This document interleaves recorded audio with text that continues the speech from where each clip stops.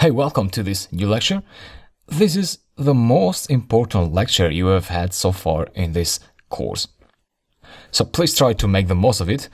And this is actually a new video that I'm adding to the course. I didn't have this lecture a few times ago, so I added this quite a while after I published the course. And until now, I had explained this concept, so the errors, little by little in other lectures, but I felt that was not enough. And I was seeing that students were still having difficulties in understanding and dealing with errors in Python. So I decided to make a dedicated lecture for errors in Python. So here we are. And I said this is the most important lecture because, we learn about functions and strings and numbers until now in the previous videos. And these are individual concepts that, you'll learn now or later, you'll learn functions and strings and etc.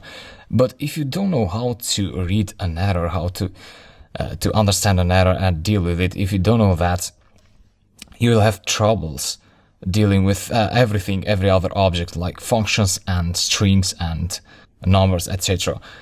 So understanding an error and knowing how to deal with it, how to fix it is very important.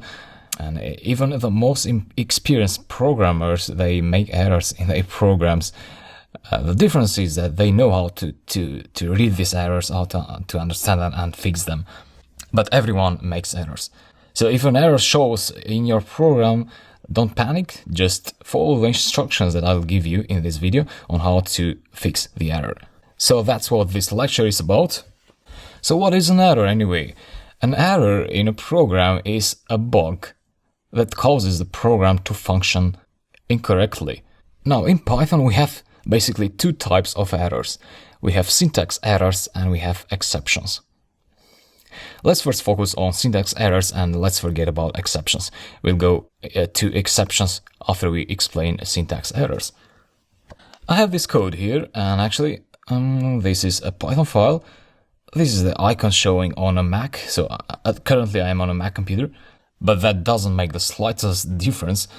No matter where you are, Linux, Windows or Mac, everything is the same. And so, I have a terminal here and let me go ahead and execute this program. This has a few errors, so let me show them. On Mac you can call Python 3 with the Python 3 command. On Windows you can just call Python or whatever command you are using. You can also use any editor that you like. And so, errors.py is the name I gave to the script. Execute. So, this is now an example of a syntax error. And this is the entire body of the error message. And this is very important. So, whenever you get an error, the first advice I give you is don't panic. Just focus on the error, read it line by line, just like you're reading a poem or whatever. So, the first line of the error points you to the name of the file that has the error. In this case, is errors.py. Then you have a comma, and after the comma you have the line where the error occurred. So it's line 3. And you can see here that line 3 is this one here. But you also have, for your convenience, Python prints out the line in the terminal.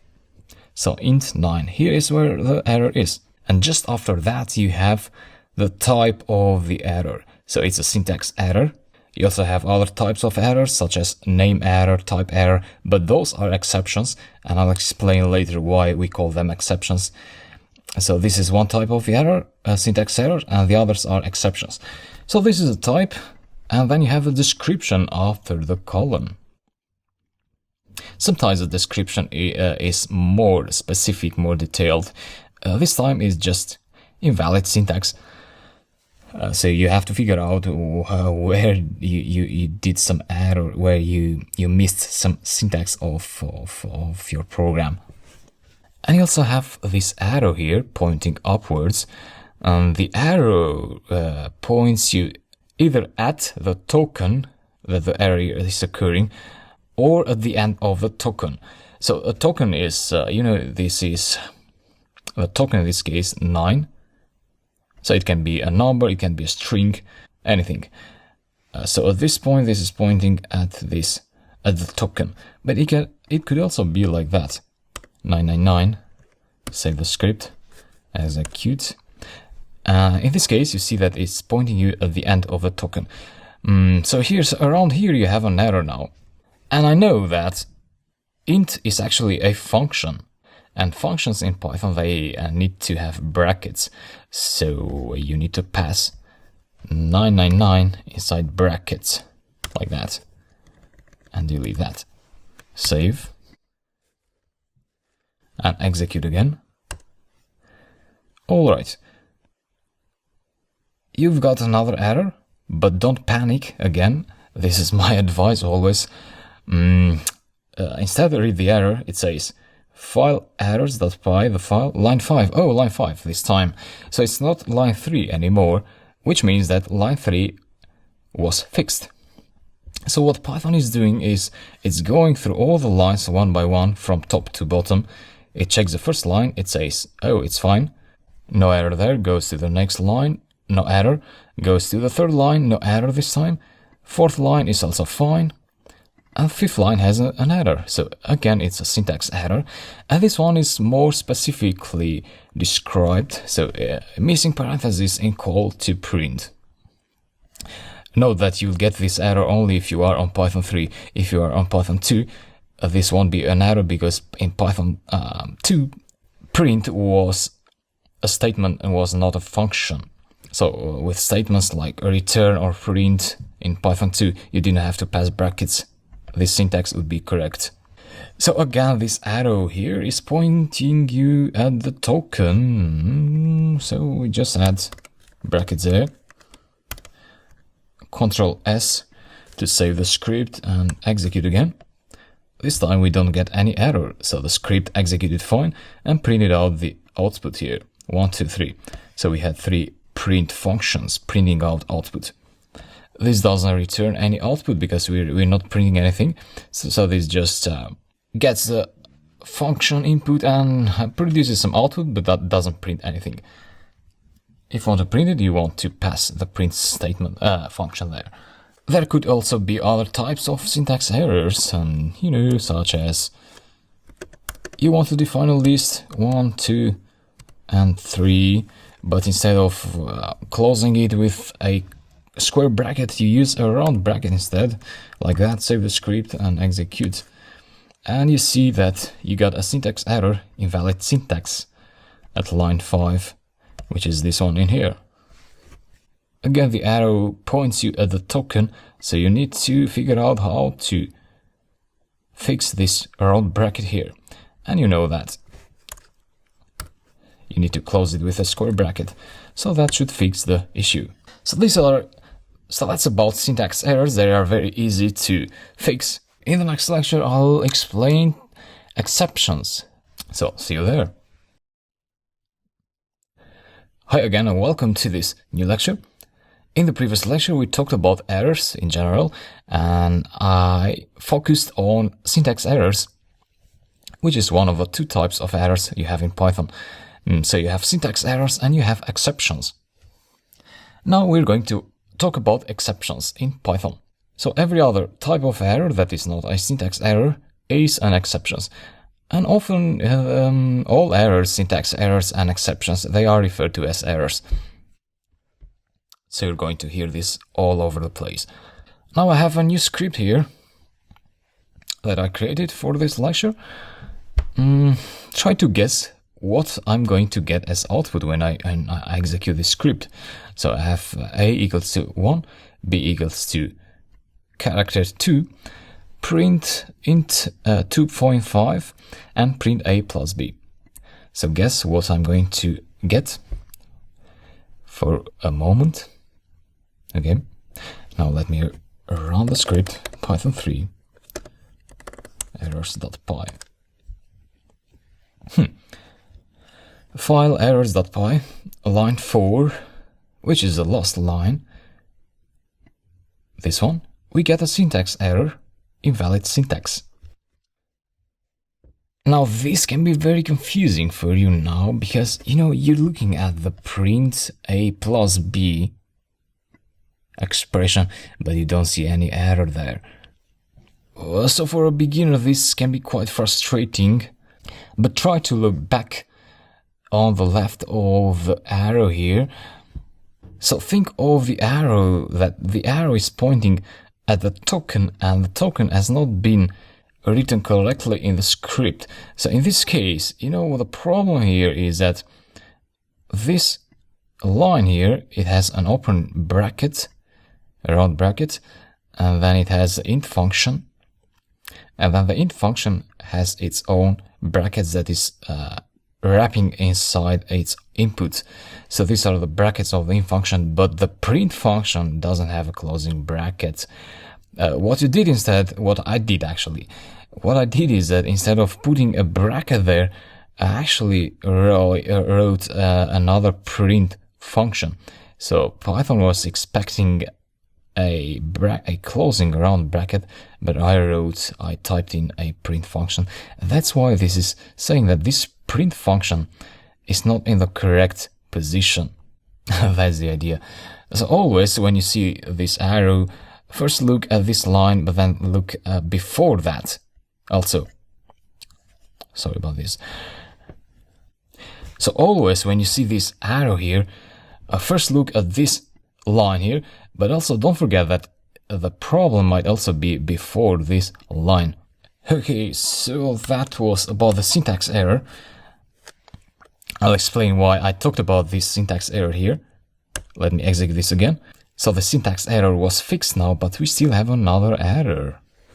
So the reason I included a syntax error in my code was to show you that Python actually first checks for syntax errors. So basically it parses the code, it looks for syntax errors, it doesn't execute the code yet. So when I executed python3 errors.py in here, the code was not executed, but the interpreter just checks for syntax errors. It doesn't check for exceptions just yet. So first you need to fix the syntax errors, and that's what we did here. We added this bracket and we fixed the syntax errors. Now Python is throwing out an exception. And here is where I executed the code. And see the next line, we have number 2 there, which is coming from the output of this line here. So from line 3, we got the output correctly. So basically, again, Python executes the script from top to bottom if it doesn't find syntax errors. If it finds syntax errors, it doesn't execute anything. So 2 is printed out, and then you get this trace back of the error, which starts there and ends in here. That's the block of the error.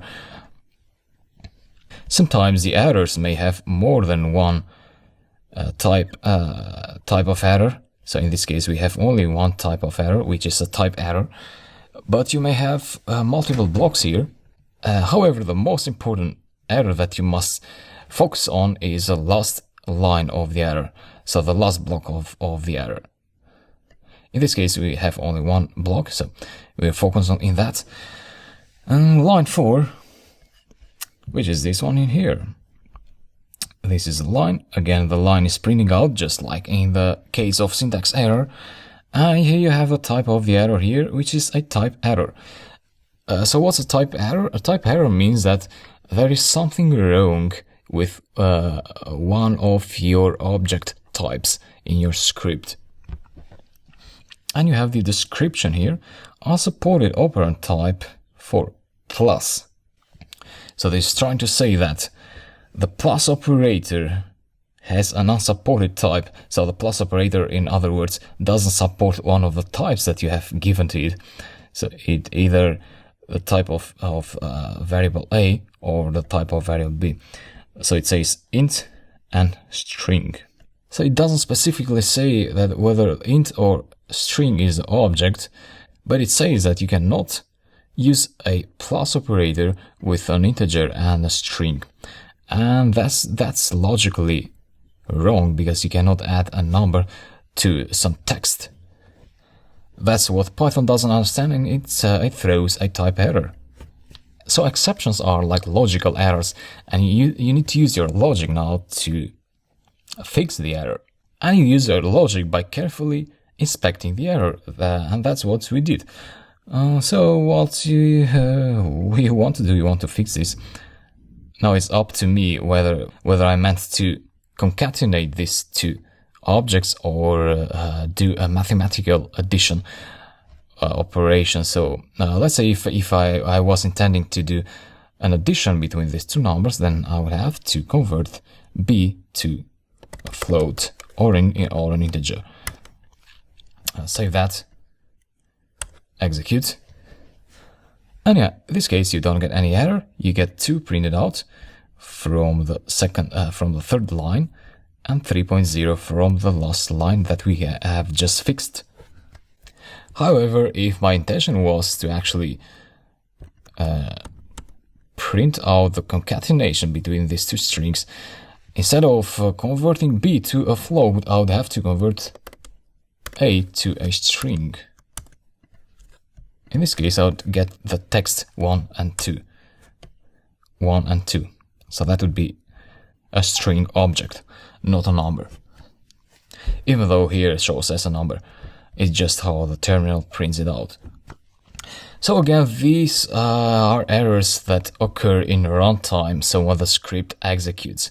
Syntax errors are parsing errors, so the interpreter tries to understand whether the script is syntactically correct, whether you have followed the Python syntax rules.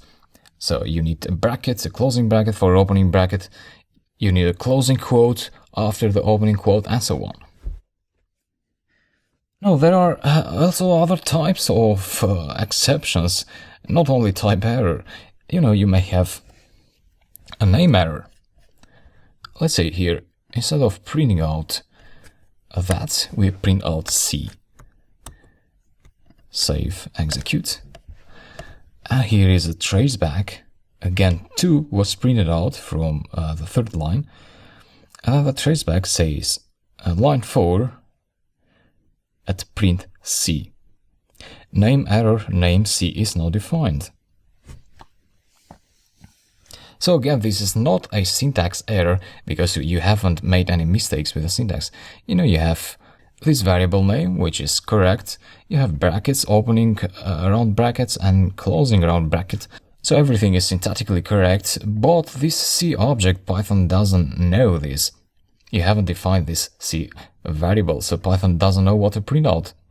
Python is able to print out A because it knows that A refers to the 1 to integer 1, and so it prints out integer 1, but C doesn't have anything, so you get this name error.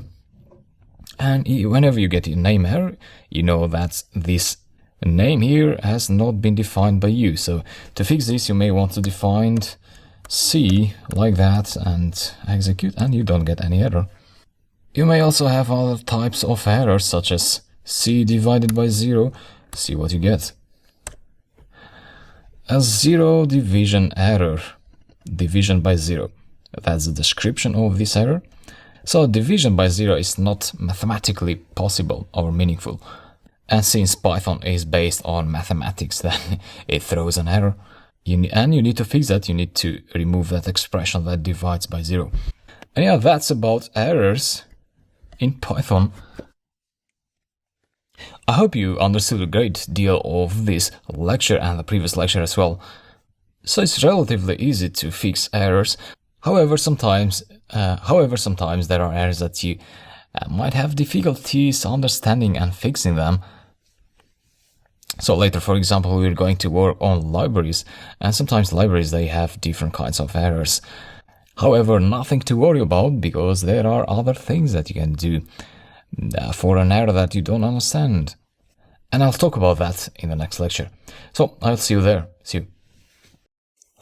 Great, welcome again to this new video. This is the third video about errors. So we talked about syntax errors, we talked about exceptions, and now we're going to talk about how to fix an error when you don't understand the message. So let's focus on this error. A zero division error. In case you were good in mathematics, you could easily fix this error, so you'll be able to understand that you cannot divide C by you cannot divide a number by 0. So you'd fix this by removing this expression here. However, if you are not that good in mathematics, you may find this difficult to understand. In that case, the fastest way to fix this error is by copying this line here, Ctrl-C. So select it, copy it with Ctrl-C or right-click and copy there, and then go to Google. Just paste it. Now, on Google, this got around 100,000 results, so Python is very popular, and you'll get a solution for almost every problem that you'll get with Python. So before looking at documentation or asking a question somewhere, it's very likely that someone else has had your issue before, and they have asked a question about that, and there is a solution about that as well. And a very, very good question and answer website is stackoverflow.com. And almost always when you search for an error on Google, the first results will be from Stack Overflow. Someone has asked a question with this title. It says, I faced an error when I ran the program using Python. So it's the same exact error as you, like that. How to avoid that error. And it also talks about the desired output. And there are two answers for this question. The answer with this green mark here is the accepted answer, and it has the most upvotes. So 11, and this has 2 downvotes. So -2. Actually, the difference between upvotes and downvotes is in favor of downvotes. So these are two different answers that you can look at. Usually you want to look at the accepted answer that has the solution.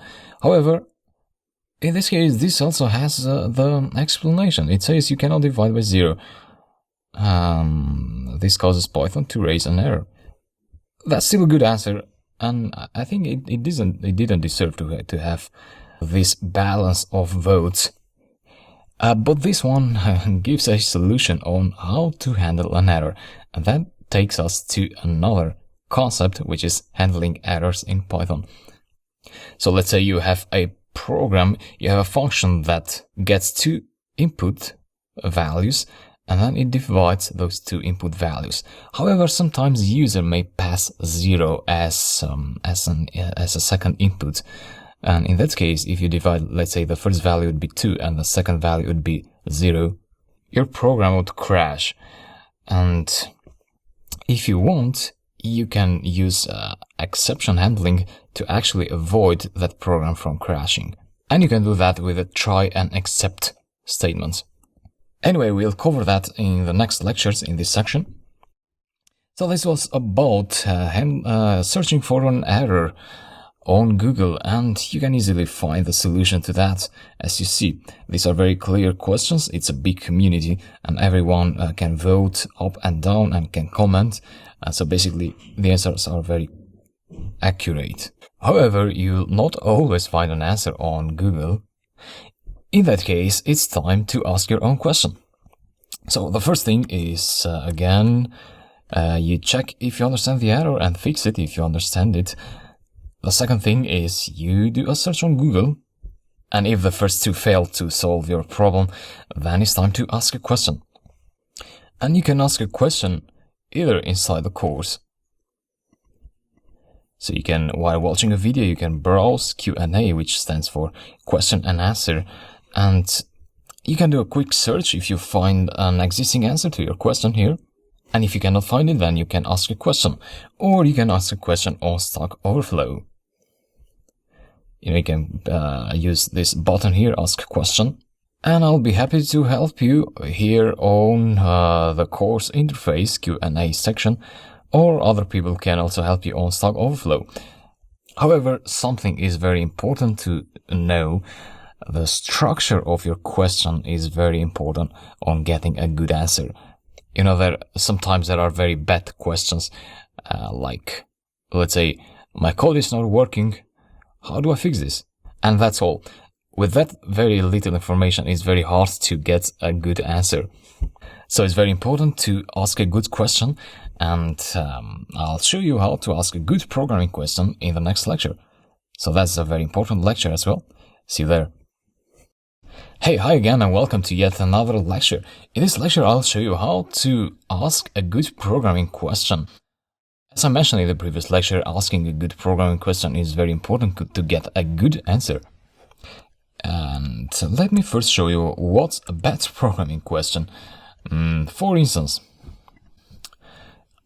I'm going to click on Ask Question, and here is the title of the question.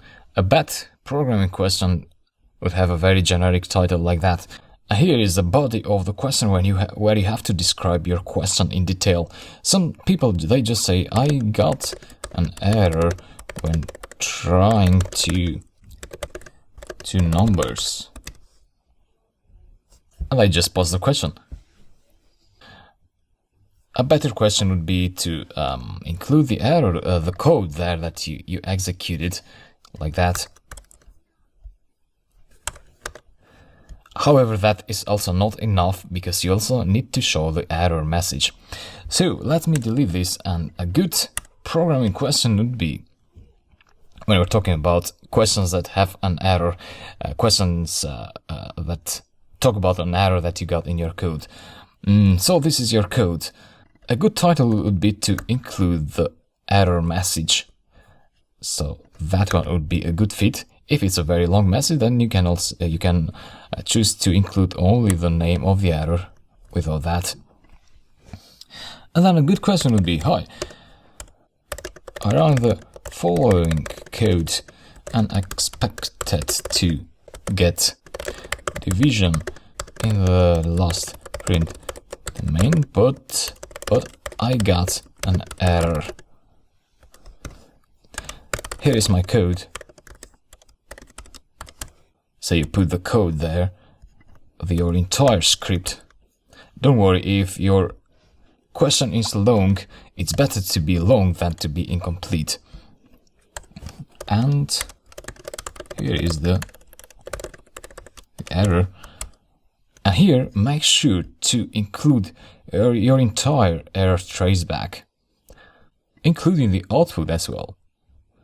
So from this line of the command line up to the next line. So this entire thing goes to your question. Just copy it. Don't worry if it's long. Can you help? So that would be a good programming question. Now this is still missing something very important, and that is the highlighting of the code.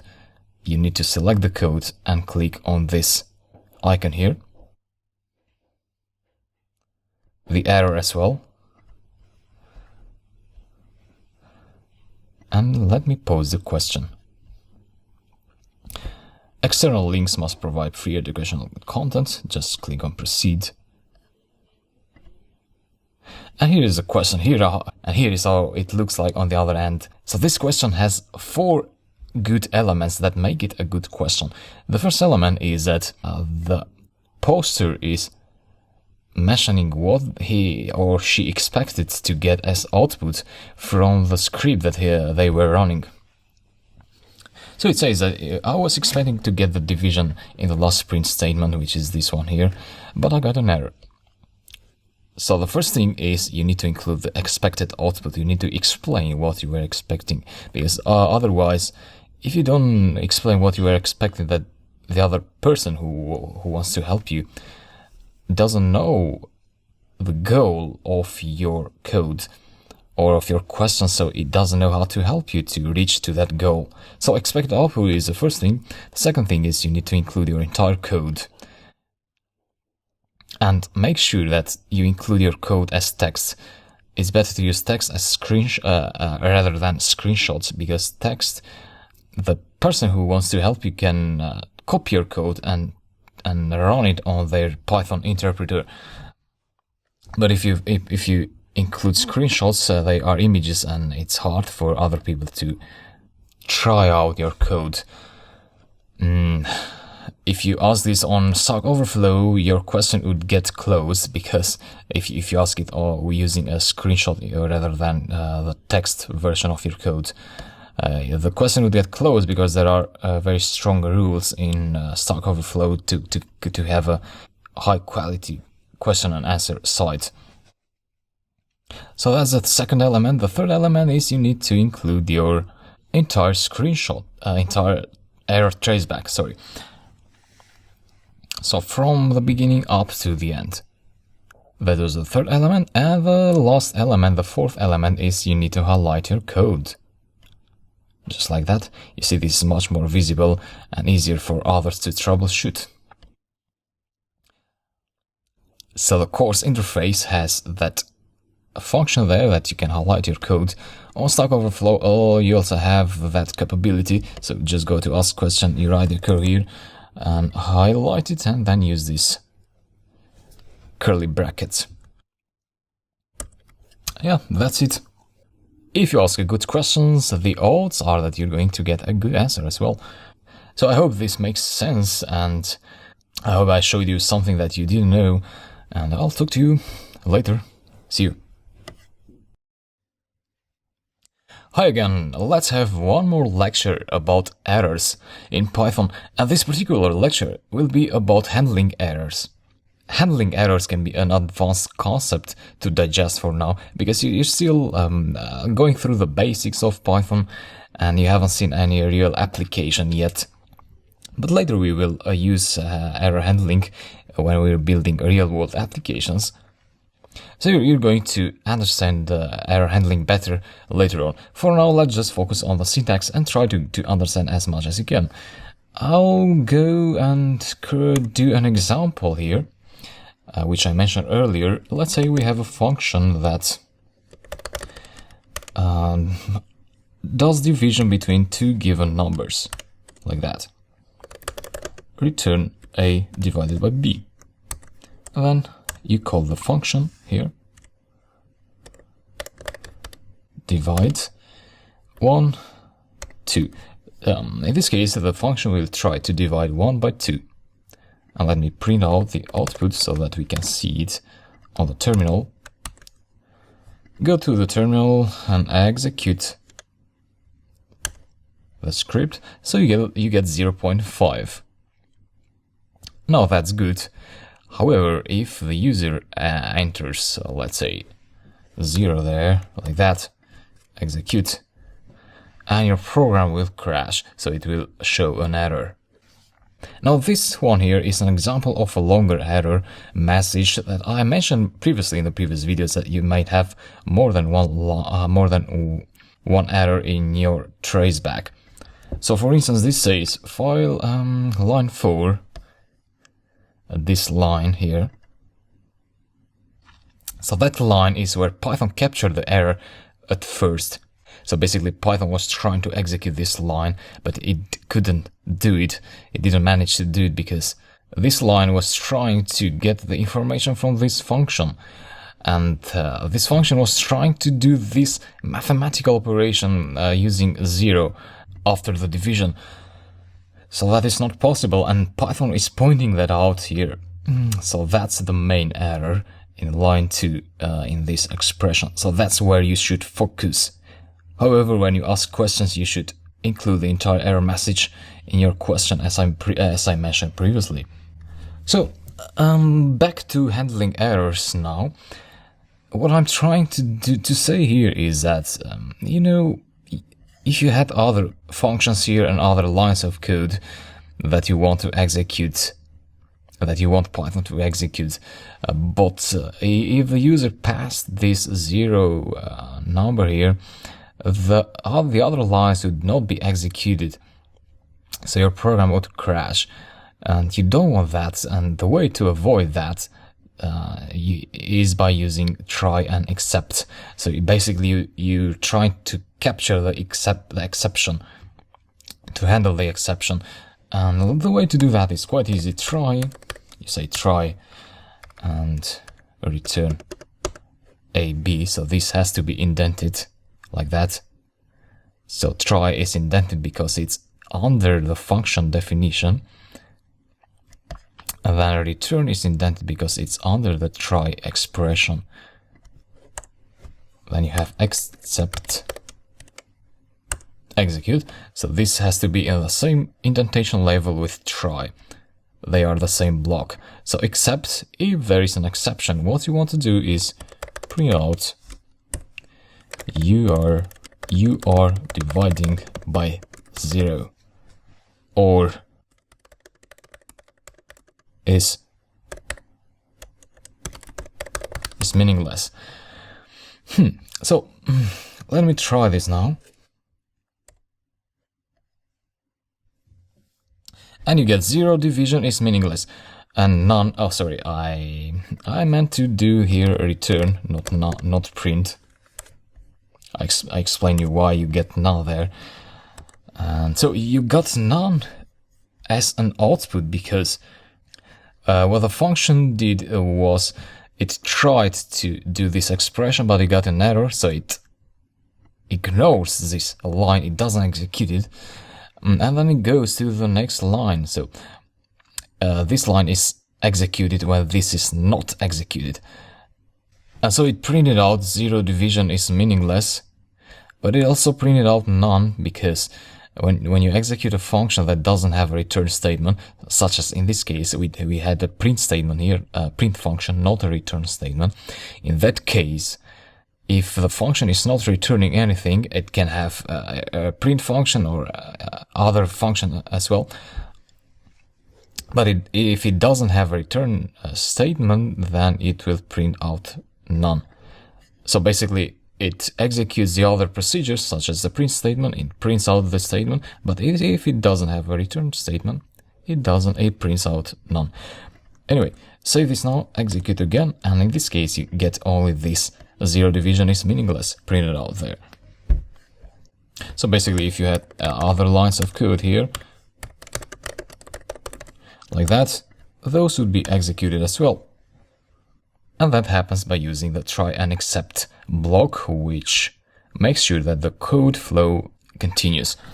So, one other important thing to note is that it is advisable to actually here use the exact name of the error that you want to accept. So,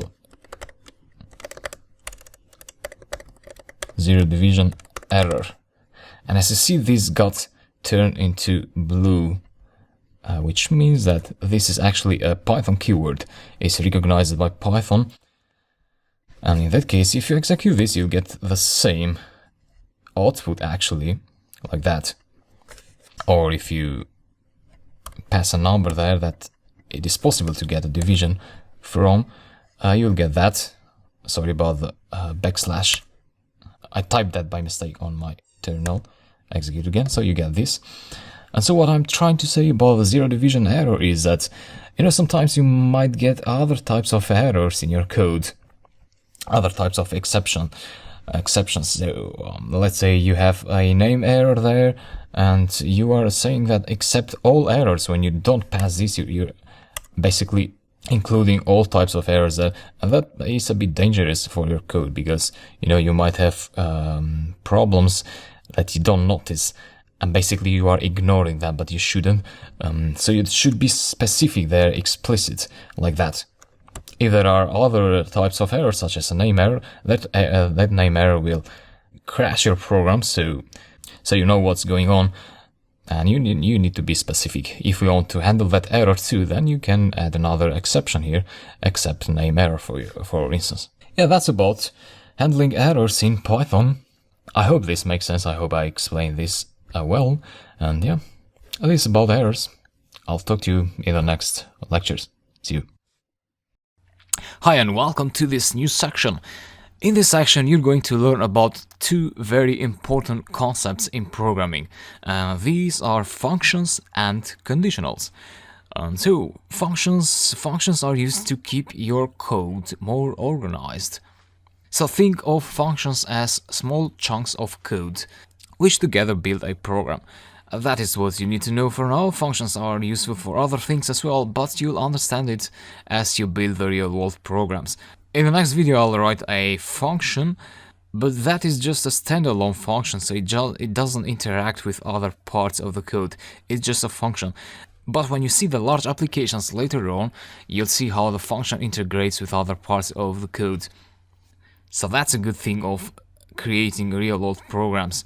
That is how you learn how to do programming in real life. And that's about functions. And then in this section, you will also learn conditionals, which basically are used to have your program make decisions. So if that number is greater than that, do this. If it's not greater, then do this other thing.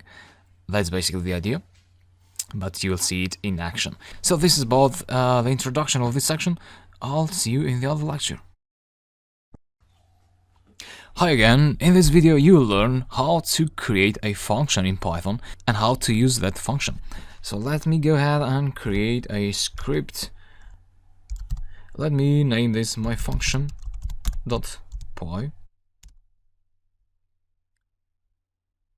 And let's go ahead and create a function. Creating a function will always begin with the def keyword, which means define. And that is followed by the name of the function. So you need to give your function a name. Let me name this minutes to hours. And as you may guess already, what I'm creating is a function that will convert minutes to hours. So you create the procedure on how to convert minutes to hours, and then you can call that procedure. So you can call that function. You can give that function any values when you call it, and the function will produce an output depending on the value and depending on the formula, on the procedures that you write in here. So let's go ahead and do that. Minutes to hours. Now functions, normally they have some input and they produce some output. The input goes inside these brackets in here. In our case, the input could be minutes. So this is just a variable. You can give it any name that you want. You can give it any name that you want for the function name as well. So the input is minutes, and then the output will be hours, but you don't write the output here. Here what to do, you always use a colon. Press enter, and that will be auto-indented. So as you see, the functions, everything that you write below the first line of the function definition is indented, and every line after that. So the def keyword, the name of the function, the input, and here we write the body of the function. What we want to do is, let's say variable hours equals to minutes divided by 60. That should give us the hours. Note that if you are on Python 2, you want to do 60.0, because if you do that, you'll get an integer as an output and not a float. So in Python 2, you have to explicitly pass a float when you do division to get a number, to get a float with decimal points. I'm in Python 3, so I don't need to put 60.0 there. And yeah, this is a simple function, so this is what the function will perform, and then the last line of the function is normally a return keyword. So notice that these are reserved keywords, def and return. And what I want to return is, well, guess what? The output, which is hours. So that's the idea. We are getting minutes.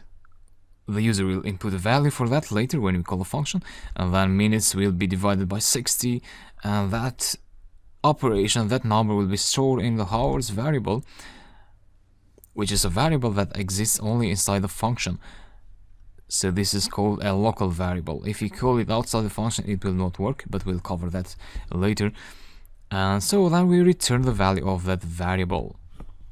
Now I'll save this and open the terminal.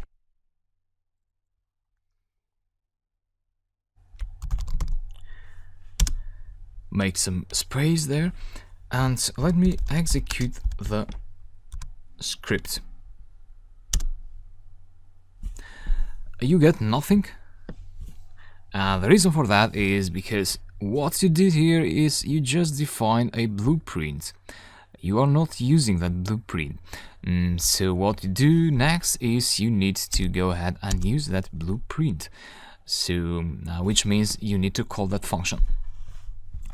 So backspace to go here to unindent. Unindenting means that you are done with the function definition.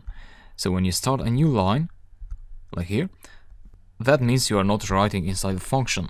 And so to call a function, what you do is you just call the name of the function, minutes to hours, and then you open brackets, and then inside brackets you pass a value that you want to use as input. So let's say you want 70 minutes, you want to convert them to hours. Save the script, go and execute. Again, you will not get any output, but let's see. As I said, you won't get any output. So why is that? Well, that's because you didn't perform a print operation there. You didn't call a print function. So what you do is you do print. So open brackets, close brackets, and inside the brackets goes the function call. Save your script, go here, execute, and yeah, you get the hours. 70 minutes is equal to 1.1666 hours. So it's important to know that this value here, this is just a number. So you can see that by doing type and execute. Oh, sorry, I didn't print it out. And so this is a float number, so just a number. The function gets an input and it generates an output, which is defined by the hours variable. So whatever is stored in the hours variable, that is the value that the function will output. And yeah, you can do things like, you can use this output to do other operations. Let's say you want to add 10 hours there and you want to print that output, so expect this to be 11.1666, so on. And of course, now in your script you can add more functions if you like, like that, like seconds to hours, you pass seconds there, and here seconds, return hours, and so on. And of course this works separately, so you can say print seconds to hours and pass there. Actually we have to change this because this would be divided by 3600, and let's say this number of seconds, execute, and you get 2.0 hours. And you also get the other output in here, and this one here. Now, something important to know is that these are custom functions. And this one here is also a function, but this is a built-in function. So custom functions are functions created by you, and built-in functions are functions that are created by someone else. So in this case, print is created by Python authors, and print also has its own code, but it's more a low-level code, and it's actually written in C, so you won't be able to see the code for print. And yeah, this is an introduction to functions. In the next lecture, I'll show you some more advanced features of functions. So let's see you there. Alright, in the previous lecture I showed you the syntax of a function definition and the syntax of how to call a function.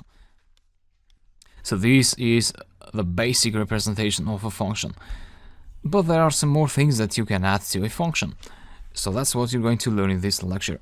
And I'll make this simple, I'll delete this. And here we are. And so here we have only one parameter. So this is called a function parameter. However, you can have more than one parameters for a function. Let's say seconds. So in this case, I allow the user to enter both minutes and seconds, and then the program will calculate the hours based on that. So basically we want to add seconds here, seconds divided by 3600. So yeah, I hope I'm fine with the math here. So minutes divided by 60 give you hours, and then seconds divided by the number of seconds in 1 hour gives you the hours. And yeah, we add them up and we return hours. Therefore, let me delete this 10 here.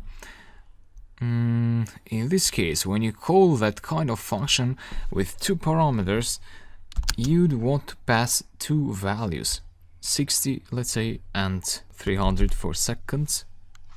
Save, execute, and you get 1.25. And that's how you can add multiple parameters to your function and multiple values. Now, if you don't pass a value there, one of the parameters, and you execute, you will get a type error. This is saying type error minutes to hours is missing one required positional argument, which is seconds. So you are not allowed to miss a value for a positional argument. So seconds is a positional argument which you need to pass in the function call. So these are referred to as arguments when you use them here, when you're talking about function call, and they are referred to as parameters when you pass them in the function definition. So parameters, and when you're talking about function call, you refer to them as arguments, and this is the value of the argument. And so positional arguments need to have a value passed in here. But default arguments don't need a value, and a default argument is when you use something like that.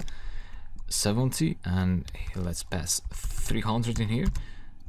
Execute. So syntax error, non-default argument follows default argument. The non-default argument here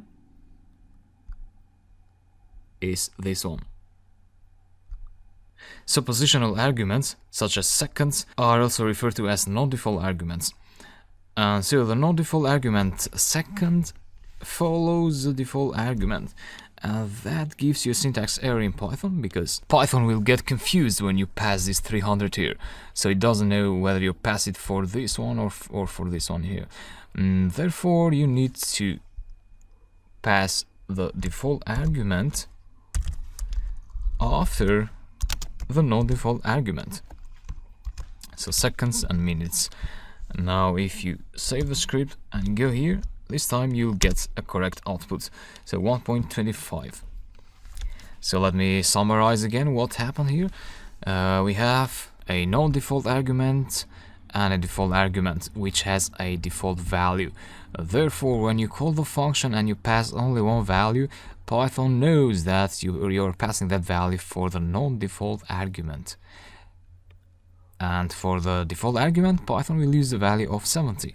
However, if you pass another value there, let's say 200 minutes, save the script, execute, you'll get another output, because Python this time used the value of 200 for minutes instead of its default value. So when you don't pass a value, Python uses default value. When you pass it, Python uses what you passed in the function call. So this is useful when you create functions where some of the arguments will have a value that is not very likely to change very often. Something else about functions before I close this lecture. You don't always need a return keyword in here. You can also do, let's say, print hours, and then you don't need a print statement there. You just do that, execute, and you get the same output. However, note that, if you do +10 now and you execute, you'll get an error, because it says non-type and int, so unsupported operand type for non-type and integer, which means the non-type is this one here. So this is not a number, and you can see that by doing print, so print the type of that function, of that output, and you'll see that this is a non-type. So the function doesn't produce a number when you use print. So bottom line is, when it comes to what the function does, you have two types of functions. You have functions that generate an output, and you have functions that perform some procedure. So this was an example of a function that performs some procedures. In this case, what this function did was it calculated hours and it printed hours. It didn't return an output. Other cases might be like, you know, when you create a file, so you process some files, you create a text file, you write some output in that text file, and you don't need a return keyword in that case. But we will see that later when we cover file handling in Python. Most of the time though, you will have to return a value here. So that's the idea. This is about this lecture, and I'll talk to you later. Hi, here is one more lecture about functions, and this one is in a more practical view, because what we're going to do is we're going to save that. We're going to look at the program that we built in the previous lecture. Sorry, in the previous section. So this simple program. Note that these are not the real life applications that this course covers. So these are just small snippets of code. Don't confuse this with the real life applications. We'll cover 10 real world applications later in the course. So in this program, what this did was it asks you for the age. Let me guess. That's not exactly my age, but anyway, 90. So this will print out your age plus 40. So 90 in this case. And what I want to do in this lecture is I want to organize this code better by putting this inside a function. So this will help you understand functions, how they are used in a more real life situation. So the function basically had three components, and that was the input, the body of the function, so the operations that the function performs, and then the output. So in this case, we are going to somehow get the input from this user prompt, and then this will be the body of our function, and then we will output this one in here, the new age variable. So let's go ahead and define a function here. Define age foo. Let's keep it like that. And we're going to get some age input there. And there goes this line. So the new age will be equal to the input that the function will pass in here. So we convert that input to a float, and then we add 50 to that, and then we return new age. So once you have defined a blueprint, so to say, once you have defined your function, then you want to prompt the user for a value, so that you have a value ready there to pass it to the function call later here, which will be like print age foo age goes there. Now don't confuse this age variable with this one here. They just happen to be the same, but these are not the same because this is a local variable. Well, this one in here is a local global variable. Sorry, a global variable, local variable. So what happened is when Python executes this script, it goes line by line. So it reads the first line, second, third, and it knows it's sort of records in the memory this kind of blueprint. But anyway, this is just a blueprint, so it will not output anything. And then it goes to the next line. This is empty. Okay, go to the next line. Age equals to input. We have an input function which creates a user prompt, so it prompts the user this message, and then the user submits a value, and that value is stored in the age variable. So this is a global variable. It doesn't have to do with this one here.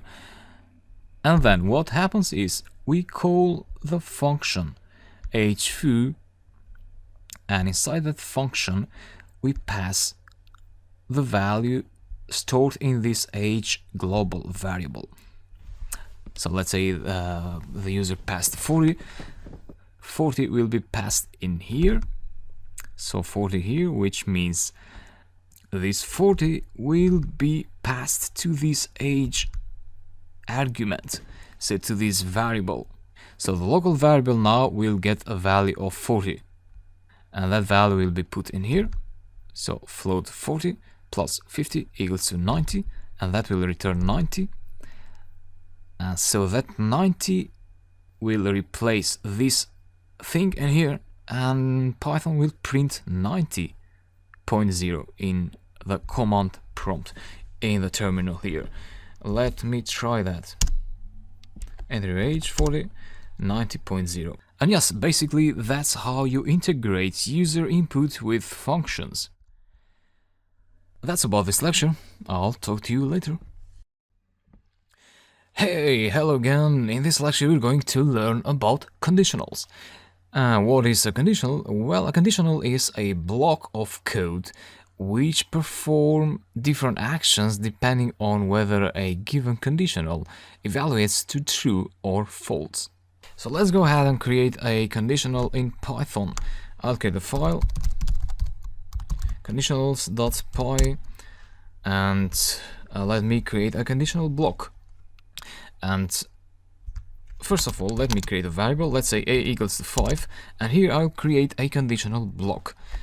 This block, what this will do is it will perform an action if a is less than 5, and another action if a is equal or greater than 5. So let me create that.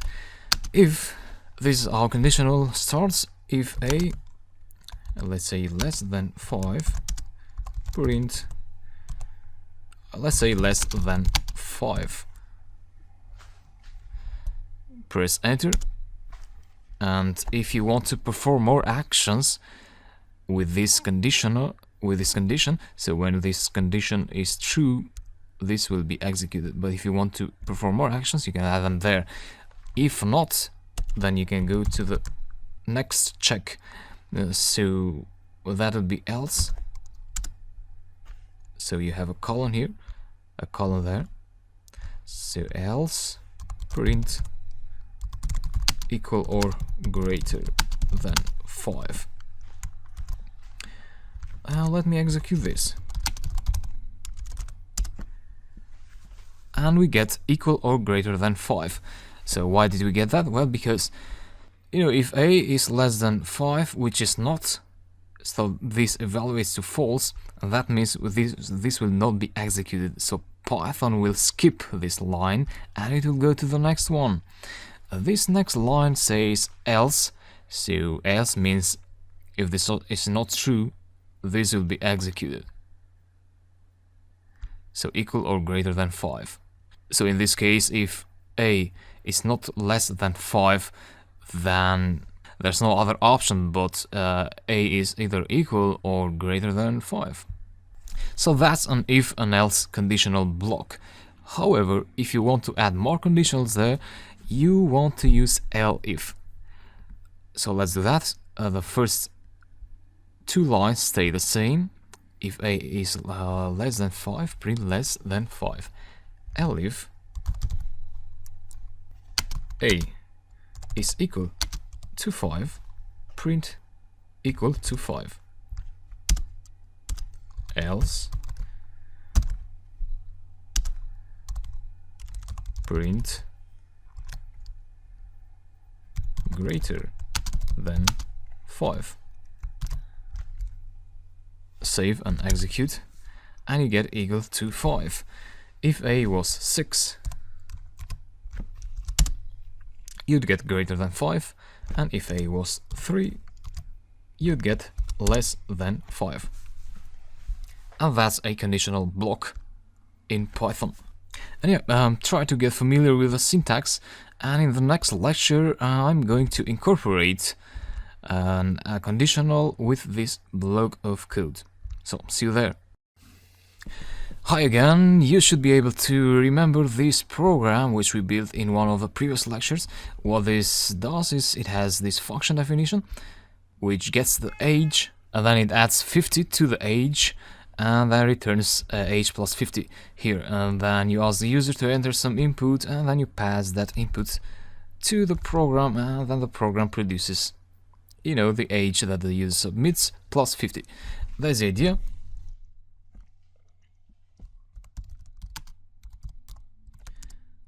So let's say 40 and you get 90.0. Now, the user may also want to pass 200, for example, for the age, and you get 250, which is not very realistic, let's be honest. And here is where you want to make your program more intelligent. And here is where you use a conditional. So slowly you are seeing how you can use features of a programming language to make some real programs. This is not yet a real world program because, you know, this is depending on a command line interface. This is not very friendly to execute programs this way, but the logic is going towards a real world program. So let's go ahead and improve the program so that if the user submits an age of, let's say, more than 150, you will not calculate 150 plus 50. Instead, you'll print out a message that says it's not possible to have this age or something like that. Yeah, let's go ahead and do that. This is a function definition. Now you shouldn't incorporate the conditional inside the function definition. You know, it's good to leave functions simple as it is now, so it gets an input and it calculates the output. And so you can incorporate the conditional when you call the function in here. So let me delete that. The function definition, and then you ask for input, and then instead of calling the function right away, you first want to check to evaluate the input that the user submits. So let's check that. If age is less than 150, that is the time when you want to call the function age. So you're passing age in there. Else, so if it's not less than 150, you want to print out a message saying something like, how is that possible? So let me pass the print here as well. So we're printing the output. And let me execute, but I expect to get an error here. But it's good to take things step by step. Enter your age. Let me enter 1990 first. And yeah, you get an error which says type error. Unorderable types string is less than integer. So basically Python cannot compare a string object with an integer. And this is in line 7, which is this one here. So this is a string, this is an integer. The reason is that, you know, as I have mentioned before, Python loads user input as strings.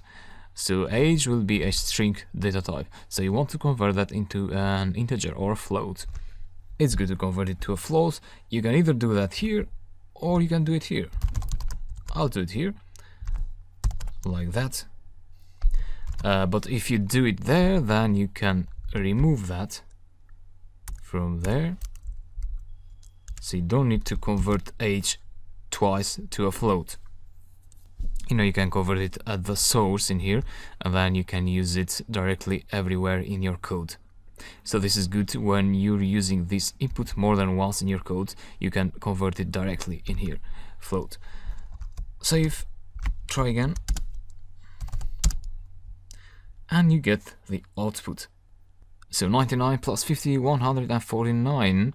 And let me try again to enter 151, which is above the threshold. And yeah, you get how is that possible. And yeah, that's the idea. This is how you use conditional blocks. If your imagination is good, then you can go ahead and improve this program even further. So there's always something to improve. Give it a try, and I'll talk to you later. Thanks. Hey, in this lecture you will learn about loops, and loops are very important. They are one of the fundamental building blocks of the Python programming language and of every other programming language as well, because loops are crucial. So what are loops? Well, loops are basically a way that allow you to execute a statement multiple times. So what does that mean? Let's say you have a bunch of files, text files, and you want to insert a certain string inside each of these text files.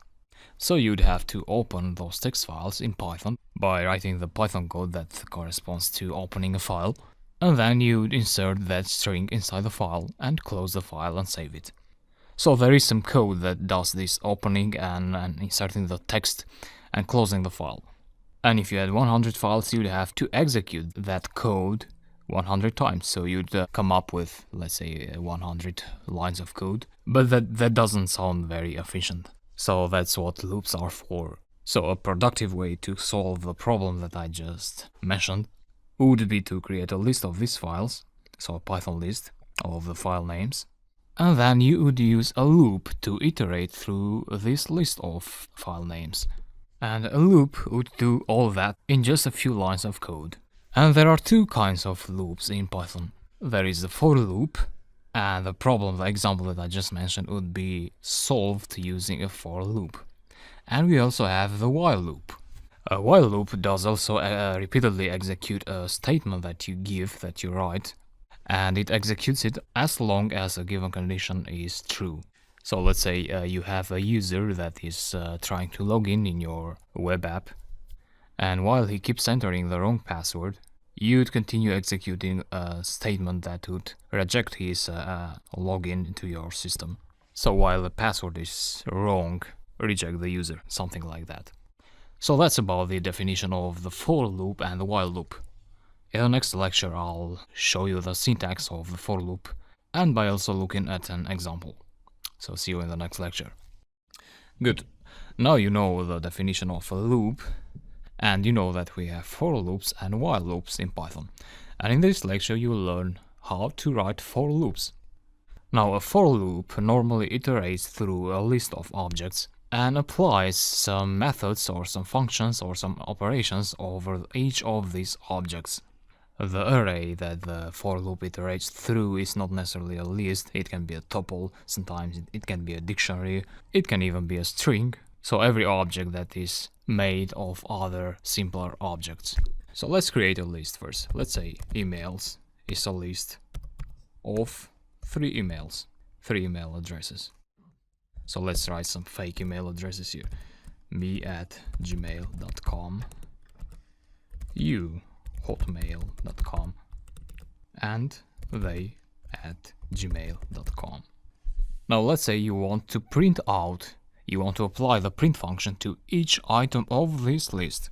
And the stupid way to do this would be to print out every item one by one. Let's say the first item, which has an index of 0, and then you do the same for emails with index of 1, and so on and so on. That's definitely not how we want to do it. So to print out these 3 items we use a for loop, and for loop always starts with the for keyword, and then you pick a variable, let's say email. So don't confuse the email variable with the emails variable. These are totally different. And for email in emails, so here you pass a variable that holds the list you want to iterate through, and press enter, and as you see here we got the indentation. So the line that follows the first line of the loop is always indented. So that means this line here that we will write belongs to this loop.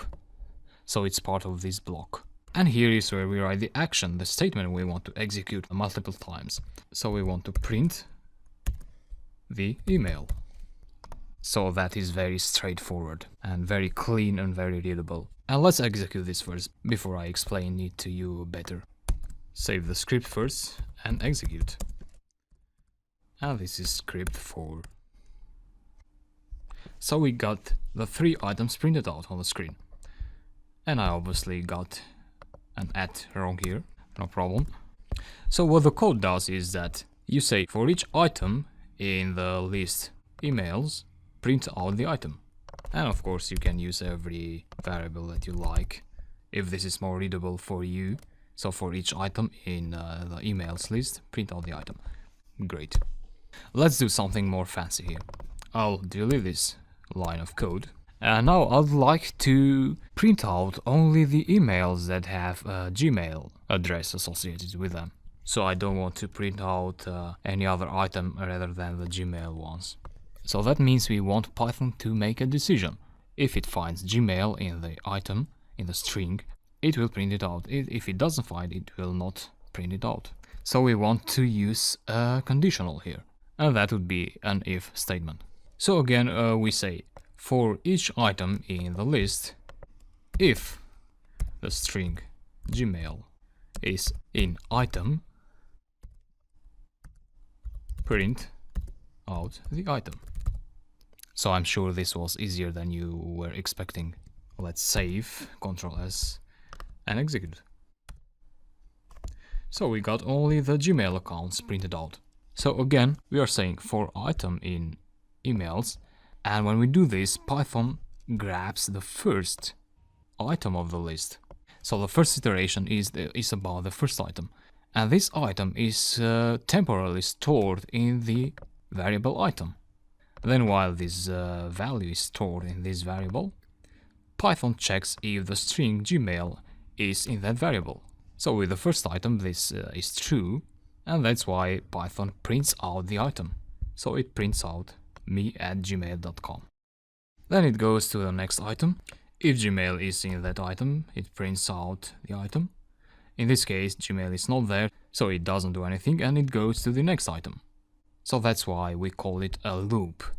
So the loop goes in and out, until the list is exhausted. So when it goes to the third item, to the last item of the list, the loop ends, and the output is generated, like here. And don't forget about indentation, so be careful and look here that we indent it under the for loop, and again we indent it under the if statement, because this indentation here is part of the if block, and this one here is part of the for loop block. So very readable code, and I believe very fun to write. I'll see you in the next lecture. Okay, before explaining the while loop, I would like to introduce you user input. User input is a feature that allows your script to interact with the user. And with interaction, I mean when the user executes the script, so like when we call the script here, the script will ask the user to enter some input. Let's say they will enter a number, and the script will get this number and will process it, will do some operations depending on what we have written inside the script, and then it will return some result back to the user. And the user input feature is implemented through the input function. As simple as this, input, and here you can write some message that will be shown to the user. Let's say, what planet are you from? Just like that. Save the script and then go to your command line and execute. So this is script 6. And the program is asking us to enter some input. Let's say Earth. That's it. Here nothing happened, because we didn't do any other thing here rather than just asking the user to input some value. So let's do something with that value. But first of all, we need to store that value inside a variable. That would be a good practice. Let's say planet equals to the value that the user will input. So the planet will get the value that the user will enter here. Then we can do something with that value. Let's say we want to print that value. Planet. That's it. So let's execute again. Mars this time. So the program prints out Mars. Okay, printing is good, but let's go a bit more advanced than that. So I'll go to my script 2, and what I have here is a function. Let me delete this. So we had the function here, which we wrote before in the course, and this function gets the currency rate as input and the amount of euros which you want to convert to dollars. So the function then calculates the dollars given the euros and the rate, and it returns the dollars. What we will do now is get a value for the rate and a value for euros from the user. So we will get those values here, and then we will execute the function given those values. For that we need two inputs here. Let's say r as a variable, input, enter rate. And once more, enter euros. And this would be E. And then these values would go here. So R for the rate and E for the euros. So we execute the script. Python reads the function definition. Then it asks the user to enter the rate. The user enters the rate. Then the script goes on. Python asks the user to enter the euros. The user enters the euros. And then those values are passed to the currency converter function. Now I expect to get an error here, but I still want to execute it so that you see what error you'll get, and that's how you understand things better. So let's execute script number 2. This is not the error I was talking about. This is because I forgot to save the script. So let me execute it again. And so we are now asked to enter the rate. Let's say 100. And euros, let's say 3 euros. Why not? And here is the error I was talking about. And Python is basically saying that it cannot multiply strings. Why is that? Well, that is because when the user enters the numbers here, as we did, the input function reads those values as strings. So it doesn't immediately read them as numbers, as we would probably expect. But there is a solution to that. Once we get those strings here in the R and the E variable, we could convert them to a float. We would want to apply the float function to each of these variables. So before these values would be passed to the currency converter function for execution, the values of these variables would first be converted to a float data type. And lastly, we would want to print out the output that this function generates. And that's it. Click Save, and then go to the command line.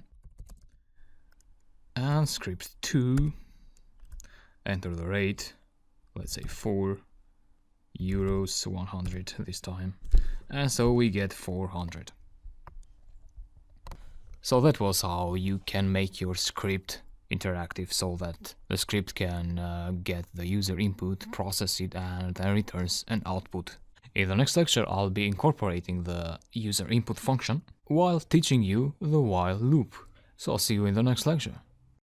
While loops now. You already learned about for loops, and we were able to execute the print statement multiple times using a for loop.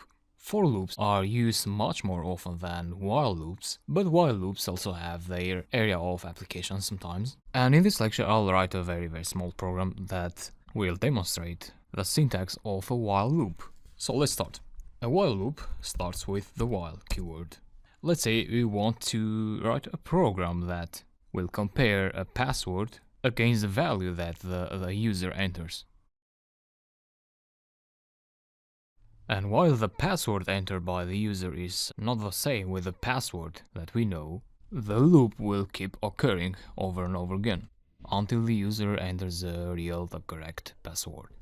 So while the password is different from, let's say the real password is Python123, and we need a colon there, and notice here that these two symbols mean is not. And here we are comparing a variable to a value. But we don't have a variable yet declared, so first we need to declare the variable here. Password equals to an empty string. So that's the initial value before the user enters their own value.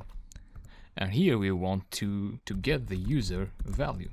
And here we want to store the value entered by the user in our password variable.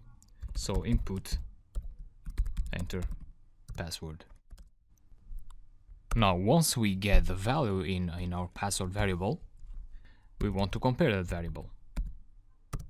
And we compare it against the real password, so Python123. So if the value entered by the user is equal to Python 123, we want to print out the string "you are logged in." Else, so if this evaluates to false, we would have another action here. And that would be "sorry, try again." That's it. Let's test this now before I go over the code again and explain things better to you. So save and then go to your command line. That's the script number 6. So let's try a wrong password here. Let's say just Python. Sorry, try again. We try again. Python 1, no. Python 123. And you are logged in. So we are just printing out some lines here, some text. But in a real life situation where we would be expecting real user logins, we would have to write some longer code here that basically would show the user the internal pages of your website, of your web application. So you would unlock your user content of your website. So again, what we have here, while password is not equal to 123, this block of code will be executed over and over again. Once the value gets equal to Python 123, the loop stops running, and so does the script. So I believe this is a very nice explanation and example for you to understand the while loop. Again, you'll be using the for loop much more than the while loop, but this is good to know, and it was also good practice for you, I believe. See you in the next lecture. Alright, you learn how to use a for loop to iterate through a list. Sometimes though, you might have to iterate through 2 lists at the same time. Let's say you have 2 lists. A list with 3 items where you have some names. Let's say James, John, and Jack. Pretty creative here. And you also have another list. Let's say email, domains, which also has 3 items. It has Gmail, Hotmail, and Yahoo. If you'd like to apply the same operation to the items of both lists, you'd use the for loop in a slightly different way. So everything starts with the for keyword, and here you'd have to pass 2 variables. Let's say the variable I and the variable j. So for I, j in, and you'd use the zip function here. And there is where you put the names of your lists. Email domains. That's it. And here is where you write your actions, your operations, what you want to do with the variable I and j. Let's try to print them out first before we do something more creative. So this is how you print 2 variables at the same time. Click save. Go to your command line. This is script 7. And so you get both the item of the first list and the item of the second list. So that's how you use the for loop for iterating in more than one list. So let's move on. Hey, welcome to this new section. Now, I assume you know how to use variables, how to write functions, and you can tell the difference between different data types in Python. So you should know these things, and if you're not yet confident about those basic concepts, nothing to worry about. You'll use them over and over again as you build the 10 applications along the course. They are the fundamental blocks of the language, so you need them for every program that you'll write. And we'll be using these fundamentals a lot throughout the course. And now we start shifting a bit towards more practical things, and specifically, in this section you will learn how to handle files with Python. So far we worked only with numbers and text and, native objects in Python. In this section we will interact with files. So consider Python as a normal program, such as a Notepad editor or even Atom. Let's say Notepad, an editor. So Notepad can open text files and it can also write content in them. And Python can do the same, except you need to use code in the case of Python. So you need to write Python code to open a text file with Python, for instance, or other kinds of files. And you use Python code to grab the text of the text file And you also do the same if you want to add text to that file, so read and write. And the process is very easy, you just need to practice it a little bit. So you need to practice the commands that do this file handling. And I'll be showing you all the necessary commands throughout the next lectures. These are built-in functions, so no need for third-party Python libraries. And yeah, that's just about the introduction. Let's get our hands dirty with code now. So see you in the next lectures. Great, in this lecture you're going to learn how to open a file with Python and how to read the file content, so that you can manipulate that content there in Python later on.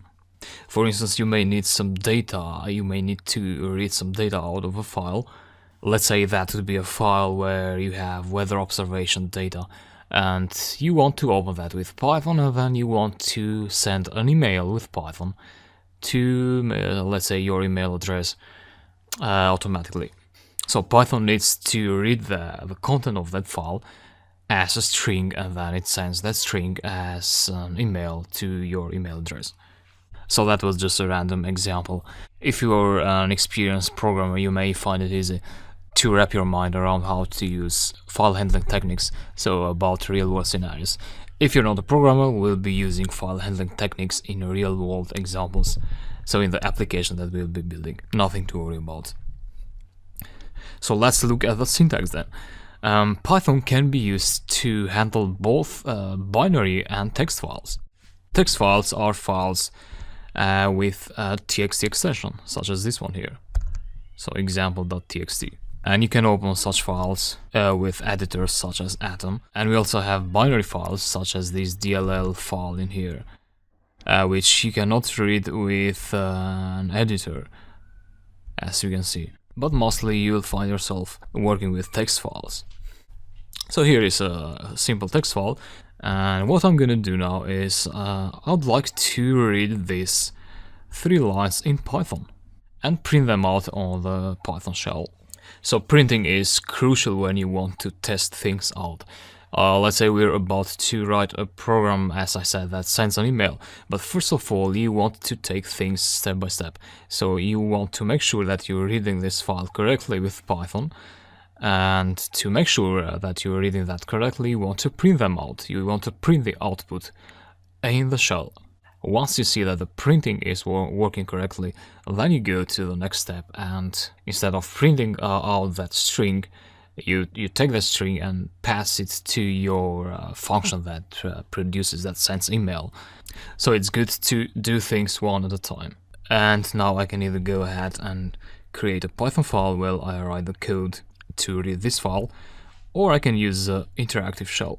For the sake of this demonstration, I'll prefer to use the interactive shell. So that will allow me to show you the intermediate results.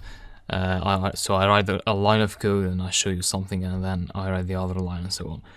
So yeah, let's go ahead. And one thing, Terminal Plus, which is the Atom plugin that allows me to access a command line from within Atom, is having a bug, and I cannot install it at the moment, which is not a problem at all, because I can use the Windows command line.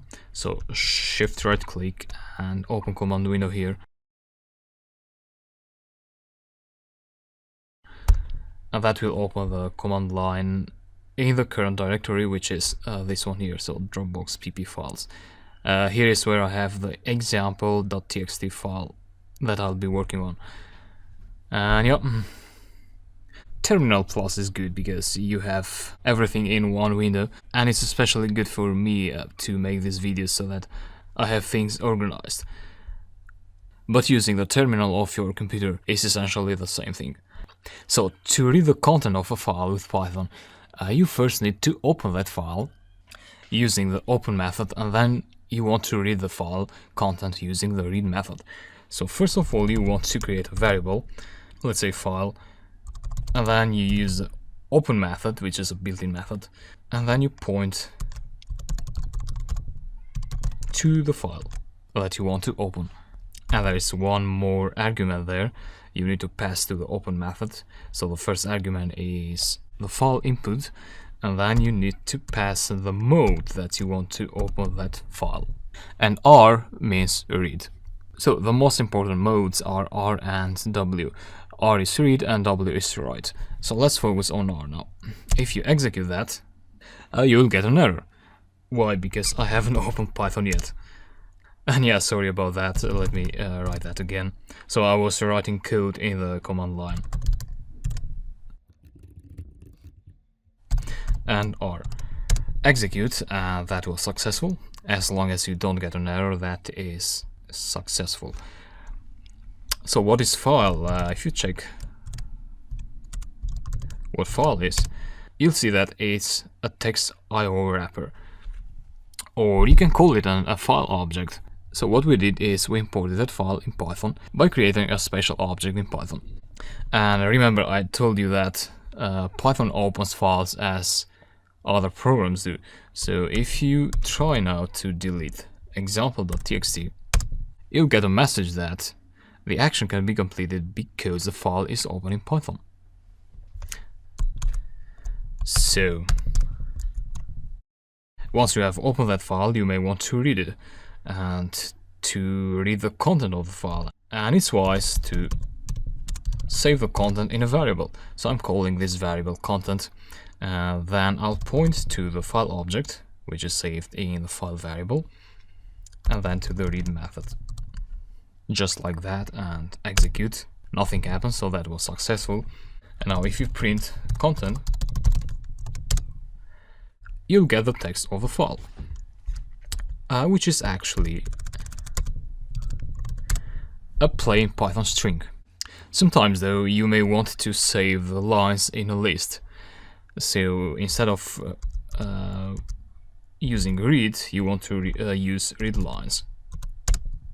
And if you print content now, you'll get an empty list, which I'm sure it's not what you were expecting. Probably what you were expecting was a list with 3 items, so line 1 and line 2 and line 3. The reason we didn't get that is that, you know, when you apply the read method, before applying the read method, there's a concept called the pointer. So before applying here the read method, the pointer is before the first character of the text file, so just here. And when you apply the read method, what Python does is it reads everything that is from that pointer and down. And so when the read method finishes, so after the read method, the pointer has gone at this point. So the pointer is here, read method takes it here, and at that point, when you apply another read method or even read lines, as we did here, Python is trying to read everything that is from this pointer and down. And there's nothing under this point, so that's why we got this empty list. The solution to that is to apply a seek method there with an argument of 0. So what that will do, it will place a pointer back at the 0 position of the text file.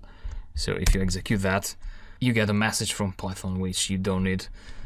Then if you apply again read lines and then print content, this time you'll get a list of 3 elements.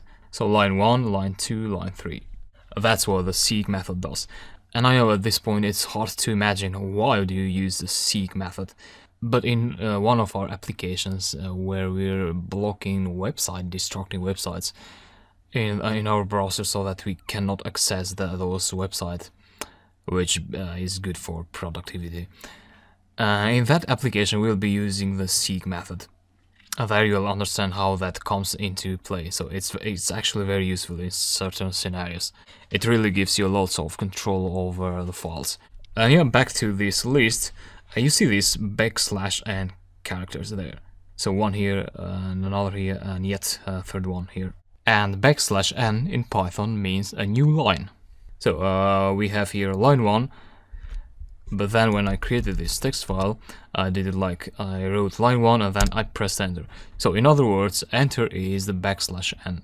And that is useful when you want to write content in a text file.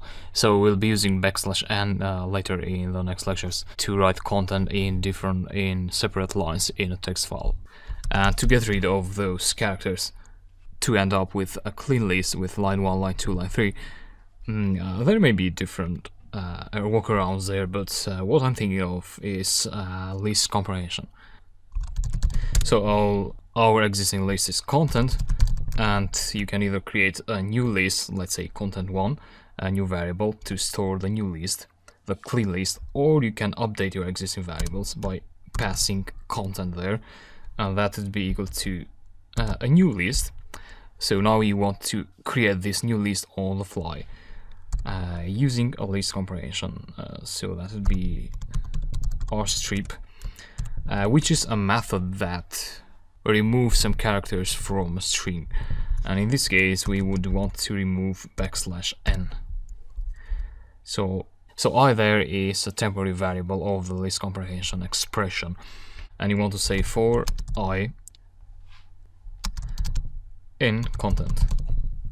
So we are applying the rstrip method to the I variable, where I is the item of the content list. So what this will do, it will go through the first string and it will strip out the \n from that first string, and then it will store it as first item of the new list, and then it will go to the second line and it will do the same until the list is consumed. So execute that and content, and now we have a clean list. And yeah, that's what you should know about opening and reading text out of text files with Python. But that's one last crucial thing you should know. We still have this file open in Python. In this particular case, we're opening that file in read mode. But if you're writing something in that file, and then you close your terminal without closing the file, those changes would not be saved in the file. So you should always apply the close method to your file object, just like that. And now you can go ahead and delete the file if you like. So that was successful. Again, your variables are still there. So once you read the content of the file and you store that in a variable, then you can reuse your variables as many times as you want. And yeah, that's about opening and reading files with Python. In the next lecture, we'll go ahead and write content in the file. So I'll see you there. Okay, now we know how to open and read content out of a text file. And in this lecture, we'll go ahead and learn how to write content inside a file, a text file. So we're still working with text files. Later, we'll be using the same methods, but applying those to binary files. So I'll go ahead and shift right click here and open command window here, so that I have a command line open in this current directory. Therefore, that allows me to pass relative paths when I work with Python, which is like directly example.txt. So if you open your command line from here, for instance, as you know, from C, you would want to pass full paths, which would be something like d and colon and then \dropbox \pp files \example.txt if you run Python from here. For convenience, it's good to open the directory in the current directory in your working directory, and mine is here, pp \files. And yeah, here's the command line. I'll now go ahead and trigger a Python interactive session there, and I'll go ahead and create a file with Python. Again, luckily the syntax is the same almost, so you use the open method and store the file that you'll be creating in a variable. Let's call this file, so let's name it example.txt. And this time you don't want to pass R, you want to pass W, which stands for write. You execute that, and immediately you get this example.txt file, which for now it's an empty file. So the open method, what it does is, it doesn't only open an existing file, it also creates a file when that file doesn't exist. So in this case, if this example.txt file was already in our working directory, what Python would do, it would open that file, and that file would be ready to write content inside it. When that file is not there, Python will create it. So now we can go ahead and say file.write. We don't use read, we use write in this time. And there you pass the string that you want to write in there. Let's say line 1. You execute, and you get some return there, which is not very important, but for your curiosity, 6 means you wrote 6 characters to your file. And now probably you're wondering and looking at this example.txt file, which is still empty, so it doesn't have the line 1 string written inside. The reason to that is this example.txt file is still open inside Python, and every change that you're making inside Python, it only exists inside the Python program. So you haven't yet saved the changes to your example.txt file, and that means when you open it with another program such as Atom, you still get the old file. And if you also try to delete this file, you'll not be able to do so because that is open in Python. So to write the changes in there, you want to use the close method. Close, and now if you go to Atom, you'll see line 1 in the example.txt file. And that's how to write content inside a file. Now, something important that you should know is, if you want to add a second line to this example.txt file, you probably would do, you'd open the file, so file open example.txt in your write mode, and then you'd probably add line 2 in there, and then probably close the file. But what you get is line 2 only. The reason to that is the W method is not an append method. So for adding more lines to your existing text file, you'd want to use the append method, which you'll learn in the next lecture. So write method, what it does is it actually creates an empty file, and then it allows you to write everything that you want inside that empty file. That said, it's still possible to add multiple lines using the write method, but you will have to do that in one session. So that means you create a text file, and then say file write line 1, and then file write line 2, and then close the file. And what you get is this text. So you get both line 1 and 2, but that's probably not what you expected exactly. What you're expecting is probably a line 1 in a separate line and line 2 under that. So to do that, remember that we had this \n special character. That will allow you to create a new line just after line 1. And then when you write line 2 and then close the file, you'll get a text file with 2 separate lines. However, if you had to write a long list of lines there, let's say you have 20 lines, you want to write it, and executing the write method 20 times wouldn't be very efficient. So what you could do is use a for loop to write all the lines using one single write method inside the loop. So normally you'd have a list or any other object. You may have an Excel file or CSV file with lines, and let's say you have three items in there: line 1, line 2, line 3. And if you want to write these 3 lines in your example.txt file, you'd want to iterate. Let's say for item in L, which is a list, file.write. Item here would be, in the first iteration, item would be line 1, and then line 2, line 3. So you want to write item, and maybe it's a good idea to use \n So after line 1 you want to create a new line and then write line 2 after that. So item plus \n, and yeah, that should do it. Nope, that didn't do it, because Python cannot operate on a closed file. So this file variable is actually a closed file object now, and you want to open that first, because you know we closed it here, and therefore you need to apply the open method again.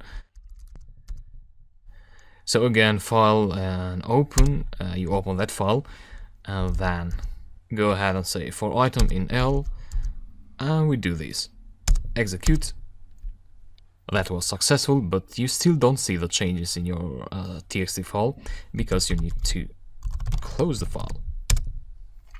And yeah, line 1, line 2, line 3, that worked perfectly. So if you get this error another time, you know that you first need to open a file in Python, then you apply write or read methods to that file. So that's about the write mode. In the next lecture we'll go ahead and append some more lines to this existing text file. So I'll see you there. Alright, very quickly now, let's go ahead and add some lines in this example.txt file, and that process is called appending. Again, you want to use the open method, and again you may point to an existing file, or if that file doesn't exist, it will be created. And the argument you want to pass now is a, so that stands for appending.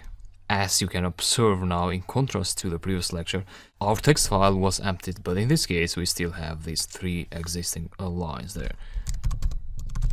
Again, you use the write method to add anything in there, line 4 or whatever, and normally the changes haven't yet been reflected in the atom editor, so you want to close that, and now you see line 4 added in there. And yeah, that was what I wanted to show you in this lecture, and yeah, I'll see you later. Alright, now you should have a good understanding of the main methods of file handling in Python.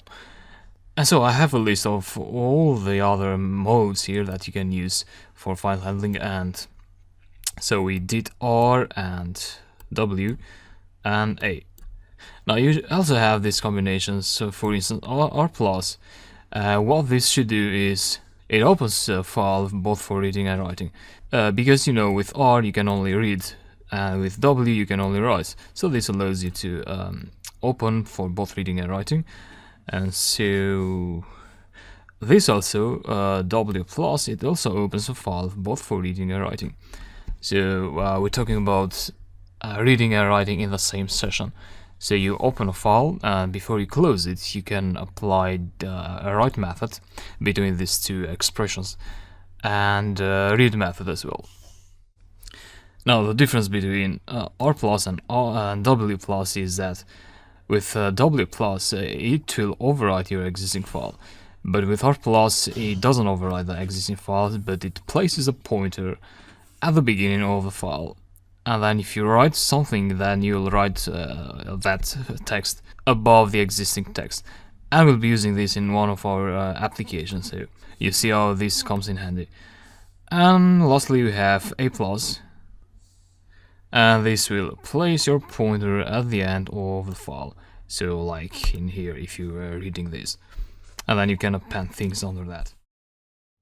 So this makes sure that you have all the possible combinations there, so that you can manipulate and adjust what you want to do, what you want to accomplish in working with your files. So spend a few minutes trying this out, and if you don't understand anything, just drop a question. And yeah, we have one more lecture to go, so see you there. Hey, welcome again, and this will be a very short lecture. What you're going to learn now is how to use the with statement. Now, what with statement does is it lets you write cleaner code when handling files with Python. So that's one thing, and the second thing is the with statement makes sure that the file is closed without you having to write a close method explicitly. And yeah, this is what I mean. So everything starts with, and then you use the same method, so open to open a file, and you say example.txt, And let me use a method, maybe append plus, for reading and appending. And you say as file, so you create a variable on the fly, and notice the column there which underlies that you need to indent the code under that. So every time you have a colon in Python, everything that goes after the colon is indented. And these lines now are part of the with statement block. So we're talking about a block of code in here. And then you do the same thing as you do with a normal file handling, except of when you finish this block, you don't have to close the file. So what we could do is, with the a plus method, when you open a file with a plus method and then you want to read that file, the pointer will be at this point currently. So if you read now, you'll read an empty string. So what you could do first is maybe file seek and 0 there, and that will place a pointer at the first line, just there. Okay, and execute that. Then you could do content equals to file.read, and what that will do, it will create a variable named content, and then you can reuse that variable inside the with statement or outside of it. So the variable stays there, and then maybe write something there. Alright, probably we need a break line there, and then line 6, yeah, 6. Execute again, and you're done. As you can see, I didn't have to close the file. The changes will be written in the file once the block of code ends. So the syntax is similar to when you write a for loop with this indentation in here. And our content, you see that you have these lines there.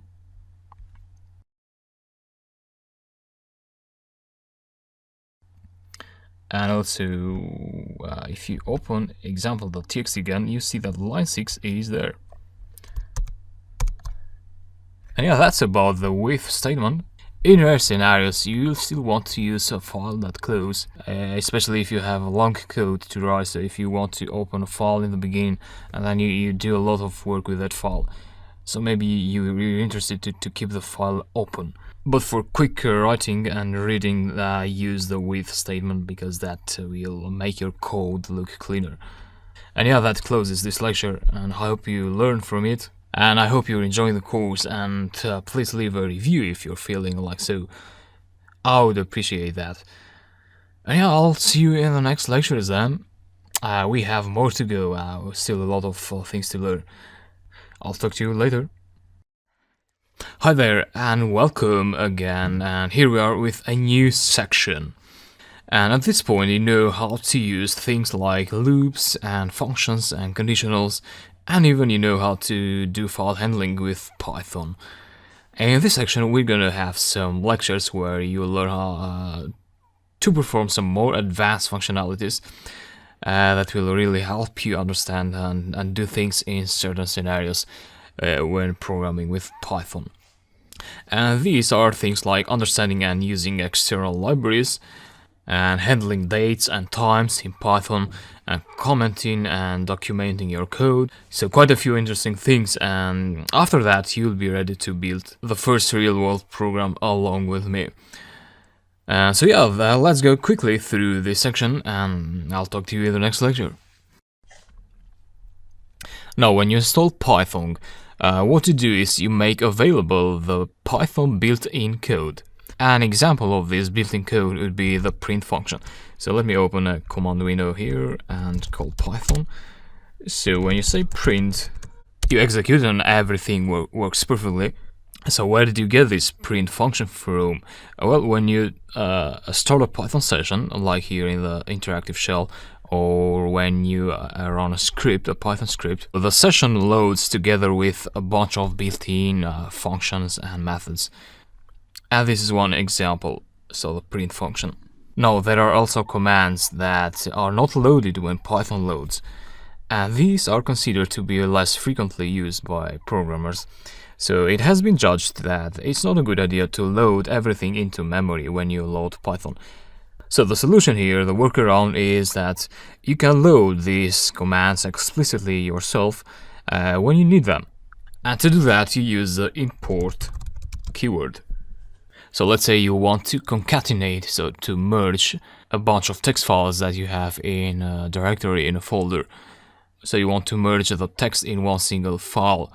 And what you need first is you need to create maybe a Python list where you have, as items, you have all the file paths that you want to concatenate. And to generate a list of file paths in the current directory, you need a module called OS. So you need to import OS, because if you just do os.listdir, which is a function that lists the file paths, you'll get an error. It says a name OS is not defined. So what you do is you import OS, and that is successful if you don't get an error. And then os.listdir, and yeah, you get an empty list because I have nothing in here at the moment. So I'm gonna create a file, sample1.txt, and now you get a list with this file name. So what you did is you access the listdir method of the OS module, and you can see a list of available methods that you can apply to your OS module. So dir OS, and yeah, among them you'll find listdir, which is here, so just here. And yeah, don't get scared about this entire code. You don't have to know this. I mean, I don't know most of them. I've just used only a few of them. When the need comes to do something, you just try to Google, and you'll have people who have had the same issue. So you'll get the answer in some forums like Stack Overflow, and you'll see what other people have used.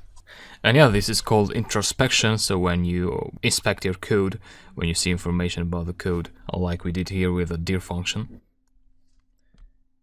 And yeah, OS is a module. We also have libraries and packages, which basically are the same thing, but I'll go through them one by one. So let's focus on module first. And the module is just a Python file, a .py file. So if you apply the file method with double underscore in front and on the back, and you'll get the path of the module. So you can see here it's the module name is OS, so the file name is os.py, and you can go ahead and locate that file now. I think it should be this one here. Yeah, here it is.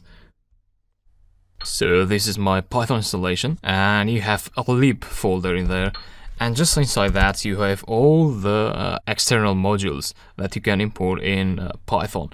So you can try any of them if you like import pickle, and if you don't get an error, that is successfully imported. And you can also ask for help, pickle, to see what the module is about. So create portable serialized representations of Python objects, and this particular module is used for network programming. So if you're interested, you can look at that. And yeah, if you can open this file with any kind of editor. And yeah, this is quite scary. You don't have to understand this code. This will do the work on the background. But it's just good for your information to know what a module is. Alright. Now, there's also the concept of libraries. And libraries have usually more code, so people who build them, they just decided to write the code into different files instead of just one .py file.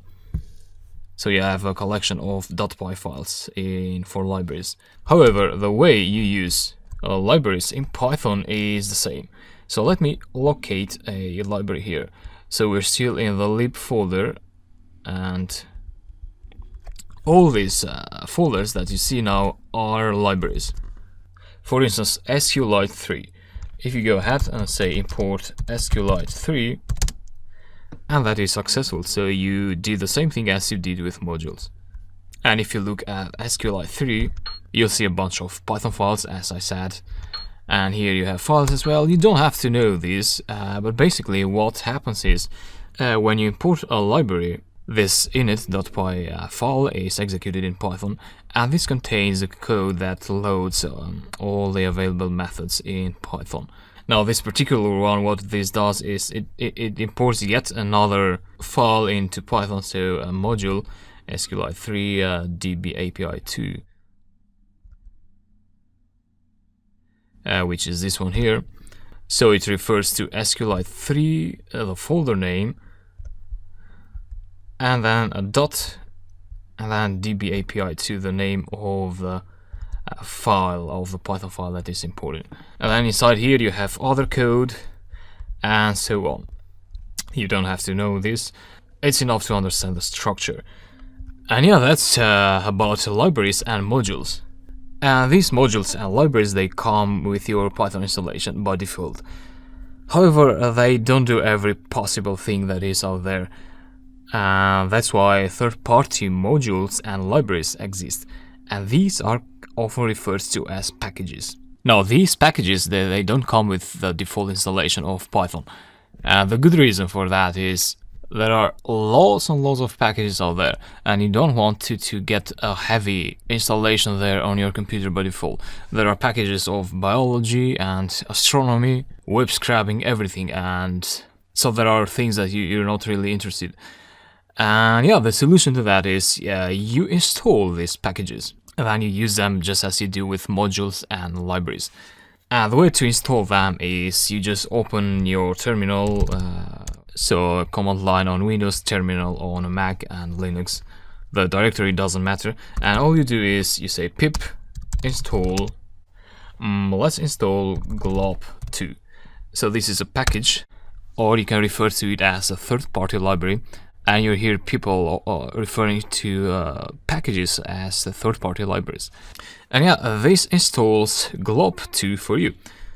Now you can go ahead and access it in any Python session, glob2, and yeah, you're done. Similarly, you can ask for help for that package, so help glob2, and yeah, you see what this is about. Sometimes though they don't say what they're about in the help file, so you'll have to search on the internet for glob2. And every package has its own page almost. So glob2, just like that, and yeah, you go here. So what this does is it captures patterns and supports recursive wildcards. And basically what this do is, you know, if you say glob2.glob, and yeah, you just need to pass file path there, sorry. And yeah, what this does is when you pass an asterisk there, it lists all the files in there. But if you want only the text files, you do want to say asterisk.txt, and it gives you every file that has a txt extension. So in this case, you have this particular file in that directory. This is useful over a list dir, because you know, if you want to only get access the txt files, and you'd want to do this because in a directory you may have lots of files. This allows you to access only a few of them. And yeah, now about pip. So you saw me use this pip package. Actually, pip is a library that comes installed with Python, and you can find it in the scripts folder. Pip, yeah, so pip.exe is for Windows. Pip is normally in the computer search path, which underlies that, you know, when you are in your terminal and you do pip, your computer knows where to get pip from, so it gets this pip.exe. And pip, then what pip does is it downloads the package, and once it downloads it, it installs it. So if you go up here, yeah, it says pip install glob2 and downloading and then installing the package. And then the package is there in your system, and you can use it as you do with modules and libraries.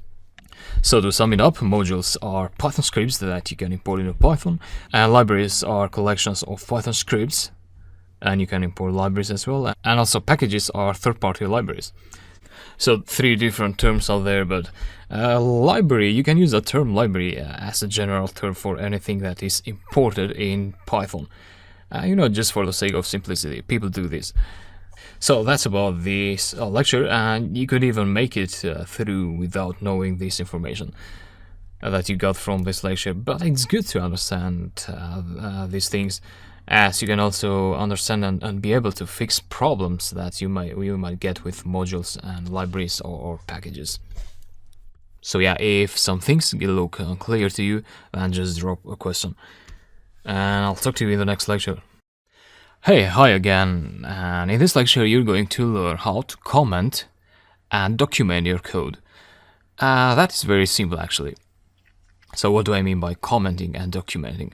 Well, commenting, let's suppose you write a script and then you want to give that script to other programs, or you're just working in a team or with other developers, and what you want to do is you want to find a way to document your script to your colleagues. And that's what commenting is about. So comments are this. So you start with a hashtag and you write whatever you like. Let's say create empty file. So what I did here is, I had this script that what this script does is it has a function and that function creates an empty file called sample1.txt. And if you give this script to someone else, they may try to read the code and understand what you're doing there.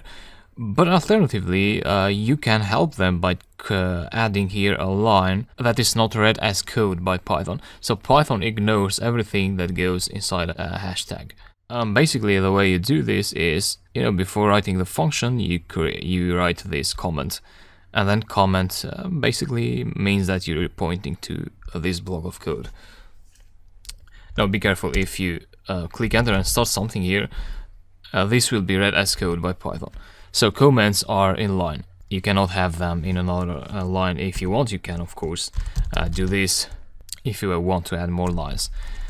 You can also write something besides some code. So for instance, writing empty string, and yeah, everything will work fine. And yeah, that's about comments. And we also have docstrings, which allow us to document our code.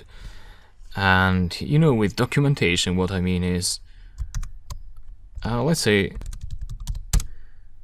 you import OS, and then if you do os.doc, you'll get the docstring. So this is called the docstring. And what it basically is some basic information about the library or the module or the package that you are importing, that you are using in Python. And yeah, you can do the same. So if you import example, what you do, you are importing the example.py as a module. And if you say example and __doc__, in this case you don't get anything because you don't have a docstring in your file. So if you want to give some information about your script to other people, you may want to add a line here with triple quotes, like that, and between those triple quotes it comes a docstring. And that would be something like, this script creates an empty file. And if you save that, you go to the command line, and if you you don't be able to access it right away if you try like this. So it's still empty because Python is still holding the old version of your example module. And by the way, to import Python script as a module, you need to be in the same directory with your Python script. So I open this command line in the current directory. And yeah, to get the docstring, you can either close this session, so the interactive session, and then open a new Python session again and import example.py and then access the docstring. Or if you want, you can do another trick. You import the imp library and then you say imp reload, and then you pass example, so the name of the module you want to reload. Yeah, then you do the same thing, and then you get the docstring in there. And similarly, you can have docstrings inside functions as well. This function creates an empty file, like that. And yeah, go to the command line. Let me try exiting this time. So exit the script, start again, import example, dot create file dot doc, and you get the line in there.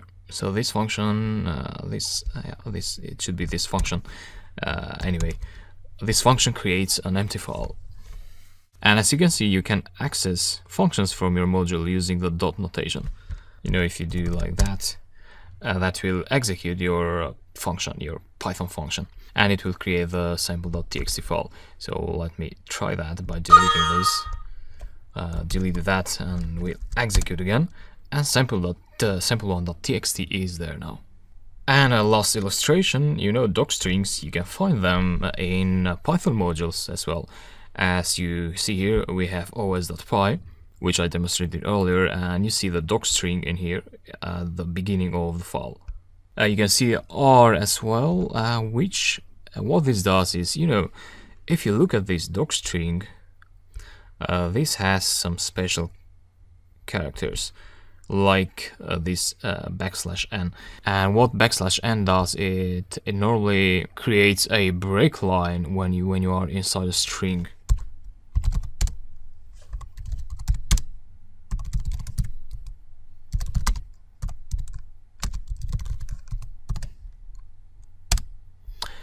So as you see, when you pass \n, that will create a break line, or like that. We'll use \n later, so don't focus on that for now if you don't understand it. You'll understand it very well when we use it in real-world examples. So if you think you're having such special characters, it's good to pass R there, and that will treat the string as a raw string, so it will ignore such characters. So it will not treat \n as a special command for break lines, but it will treat it as a single character. So it will print it along with your line as \n. That is clear, I believe, and we close this lecture now. We have some more lectures to go, so let's move on. Alright, dates and times in this lecture. And before going through the code, I would first like to mention a few examples when you'd use dates and times. Because for now I believe you don't have much of an idea on how you're going to use dates and times in Python, or how does this code look like. So dates and times, you may use them, you know, let's say you want to create a script that generates files automatically. And you want those files to have as a name, to have the current date. You know, instead of sample.txt, you'd have like 2016 and 514 and so on. So that could be, you know, you could have a Python program where you call the program and you pass a balance of your bank account if you want to store the balance. Then you want to create a single file every day when you call a script. So that file would get as a name the current date automatically without you having to type that down. So Python is able to give you the current date and time up to the microsecond accuracy. Also other examples would be, you know, you may want to know the difference between two dates. So how do you do that? You know how to use numbers and strings, and you can probably do that with numbers, but that would be not very efficient. So you really want to know how to use date and time objects, which are special objects in Python, are not just strings and numbers. So, or other example, you may want to plot some time series data along a date time axis. And yeah, you can generate that graph with Python, and we'll do that in the course later on. So we will be using dates and times in many of our applications that we'll be building. And we have two modules that provide datetime object for us. The first module is called datetime, and the other is time. The most important one is the datetime module. These two modules are built in Python, so you don't have to install them. And yeah, datetime is basically used to manipulate dates and find differences and many other things. And also the time module is more frequently used to control the time when the script runs. And we'll go through that in just a bit. So first let's start with the datetime module. And I'll open a command line and start a Python session. Import datetime. That's what you have to do. And yeah, let me go through an example. Very frequently you'll be using the now function of the datetime class. Just like that.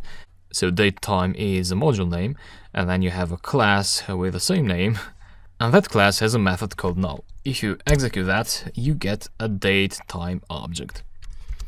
And you know that's really a datetime object, so it's a special object if you check class datetime. What this has is, you know, it has a series of numbers where the first one is the current year, and then the current month, the current day, the current hour, minute, seconds, and microseconds. That means every time you execute that, you know, you get the current time. So it was 58, now it's 59 seconds. Sorry, minutes, this is seconds. And this is dependent on your computer time. So if I change the time now, change time settings, you know, change date and time, go 11 and press OK. If you execute that again, now it goes up to 11.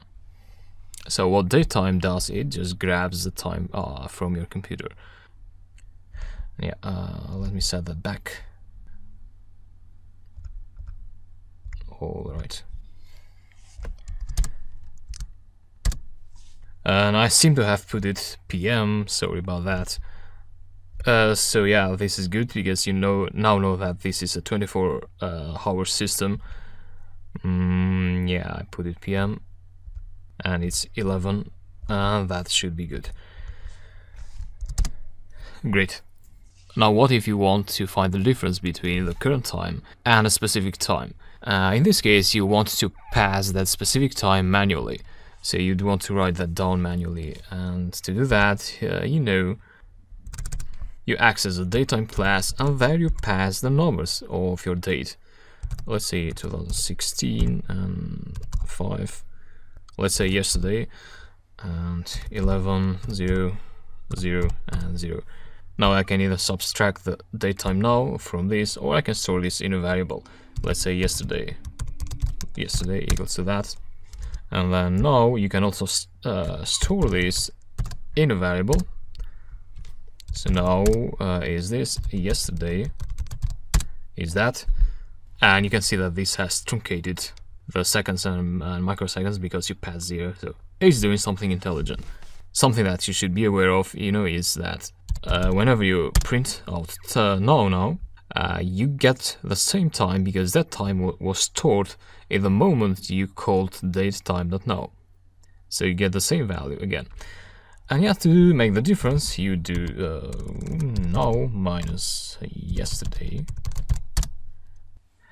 And what you get is yet another datetime object, which is called a time delta. And what that gives you, you know, it gives you an array with the day as the first element, and then you have seconds, and then you have microseconds. Now, if you want, you know, you can subtract from that. Let me store that in a variable. Let's say delta. So delta is that delta dot days, and you get the number of days there. And if you want, you can get the number of total seconds. Sorry, you need to pass brackets in there. So that would be the total number of seconds, the difference between those two dates. And yeah, let's now look at an example how would we use datetime in this example. So what this does is, you know, we are passing this file name to this variable, and we use this variable to name the file that we are creating. So what this will do, it will create a file with this name, and that file is here, so sample1.txt, and that will be an empty file. Now, how about creating a file that has as name the current date? And for that, what you do, you know, is datetime.datetime.now, and you also need to import datetime like that. And yeah, let's go one step at a time. I'll open a command line in here. Terminal Plus is not working at the moment, so it has some problems, and I hope it will work in the future, but that will not affect any of the activities we're doing here. So it's the same as keeping the window, the command line in here. terminal plus is just a bit more convenient. And yeah, Python example.py execute, and nothing happened. We didn't get an error. Everything is working fine. No file. Yeah, we haven't called the function in here. So create file, and yeah, just call it like that. Try out again, and you get an error. And the reason to that is, this is not a string object, this datetime.datetime. This is a datetime object, so when you name files, you want to use a string. So let's do just that and say string convert datetime into a string. Because that's what that will do is like now is a datetime object, but if you say string now as argument, that will be converted into a string of this format. So let's execute the script again. This time you get yet another error. This says invalid argument. The reason for that is, Python is trying to name a file that has a colon in the name. Now that is not allowed by the operating system, so you'll get an error. So the solution here would probably be to convert the date and time into a format like 2016, maybe 05 and 14, 11 and so on. So you use dashes there, which are acceptable. And to do that, you want to use formatting characters. And the way you use formatting characters is like this. You have now there, so the datetime object, and then you apply the string from time method, strf time. Then you pass a string with formatting characters. There are quite a few formatting characters actually, which you can find in this site. So for instance, if you want to use to get the year out of your date as a string, you'd want to pass %y with a capital Y. Or if you want to just get the year as a zero padded decimal number like this, you'd want to pass %y with small y. And yeah, let me try this. So we would want to get the year, and then we'd want to have a dash, like anything will be reflected in the string. So let me pass dash there. And then we may want to have the month, then the day, and then the hour, the minutes, seconds, and microseconds. Execute that, and this is a string. So this is a string object, and you get the year, the month, and so on. And of course, you can do any kinds of combinations that you like. So for instance, you could say b, %b, and maybe a space there, and then the year, and maybe the day. Execute that, and you get May 2016 and 14 for the day. So you can literally make any kinds of combinations that you like with this format. And yeah, let's apply this in our example. So we remove string, and what we do is, file name .str time, and then inside the strings here you'd pass year, month, and day, hour, and minutes. That would be enough. So let's keep it like that. Save that. And go here to execute it. Yep, so we got a file with this name, as you see. Great, so that is working. And if you want to add something there, if you want to add an extension, txt, you'd want to say plus.txt and execute again, and you get a file with a txt extension, as you see here. And lastly, about the datetime module, we were able to subtract between 2 days, but how about adding a period of time to a date so that we get another date? Let's go to our Python shell. So we have now, and let's add 2 days in now.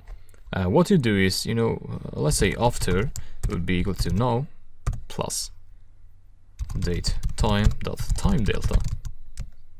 And then here you pass, days equals to 2, execute, and here is after, so it's 2 days after 16.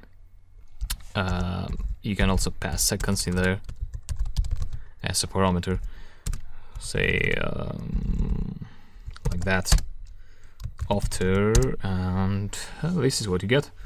So Python will actually get the seconds out of this, will add to the seconds, and then it will convert the remain to minutes and hours if necessary, and so on. And it will give you a correct date. That is exactly this period of time after this now date time. So that's about date time, and very quickly now we also have a module called time. Now this comes very handy when you want to delay some actions, some operations in your Python script. For instance, let me create an empty list. And what I want to do with this list, I want to add 5 items in there, and each of these items will be the date and time, and there will be a difference of 2 seconds between these date items. And so what you want to do is create a loop. Let's say for I in range 5, 1, 2, 3, 4, lst.append date time dot now. So what I'm appending is the first iteration of the loop. I am appending the current date and time, and then I want to wait for 2 seconds or just 1 to keep it quick. So the number you pass there is seconds. And if I execute that now, what it will happen is, the script will record the first date time in the list, and that will wait for 1 second, and that it will record the second time, and the second date time, and so it will wait for another second, and so on. And LST will be this now. Or let me print that out for I in LST print I. And yeah, this is what we got. We got 5 dates and times, and as you can see, they have 1 second of difference. So this second, 6, 7, 8, 9, 10, and you can also see the microseconds here. And this reveals the accuracy of the time module. So your computer is recording the microseconds at this execution of the loop, and then the time module does the loop to wait for 1 second. But that 1 second of the time module is not exactly, a million microseconds. So there's a certain flow in accuracy, which is not a problem practically. So yeah, this is the time module, and we're done with this lecture. I hope you learned lots of things from this. I will be using time and date time a lot in the course. So yeah, let's move on.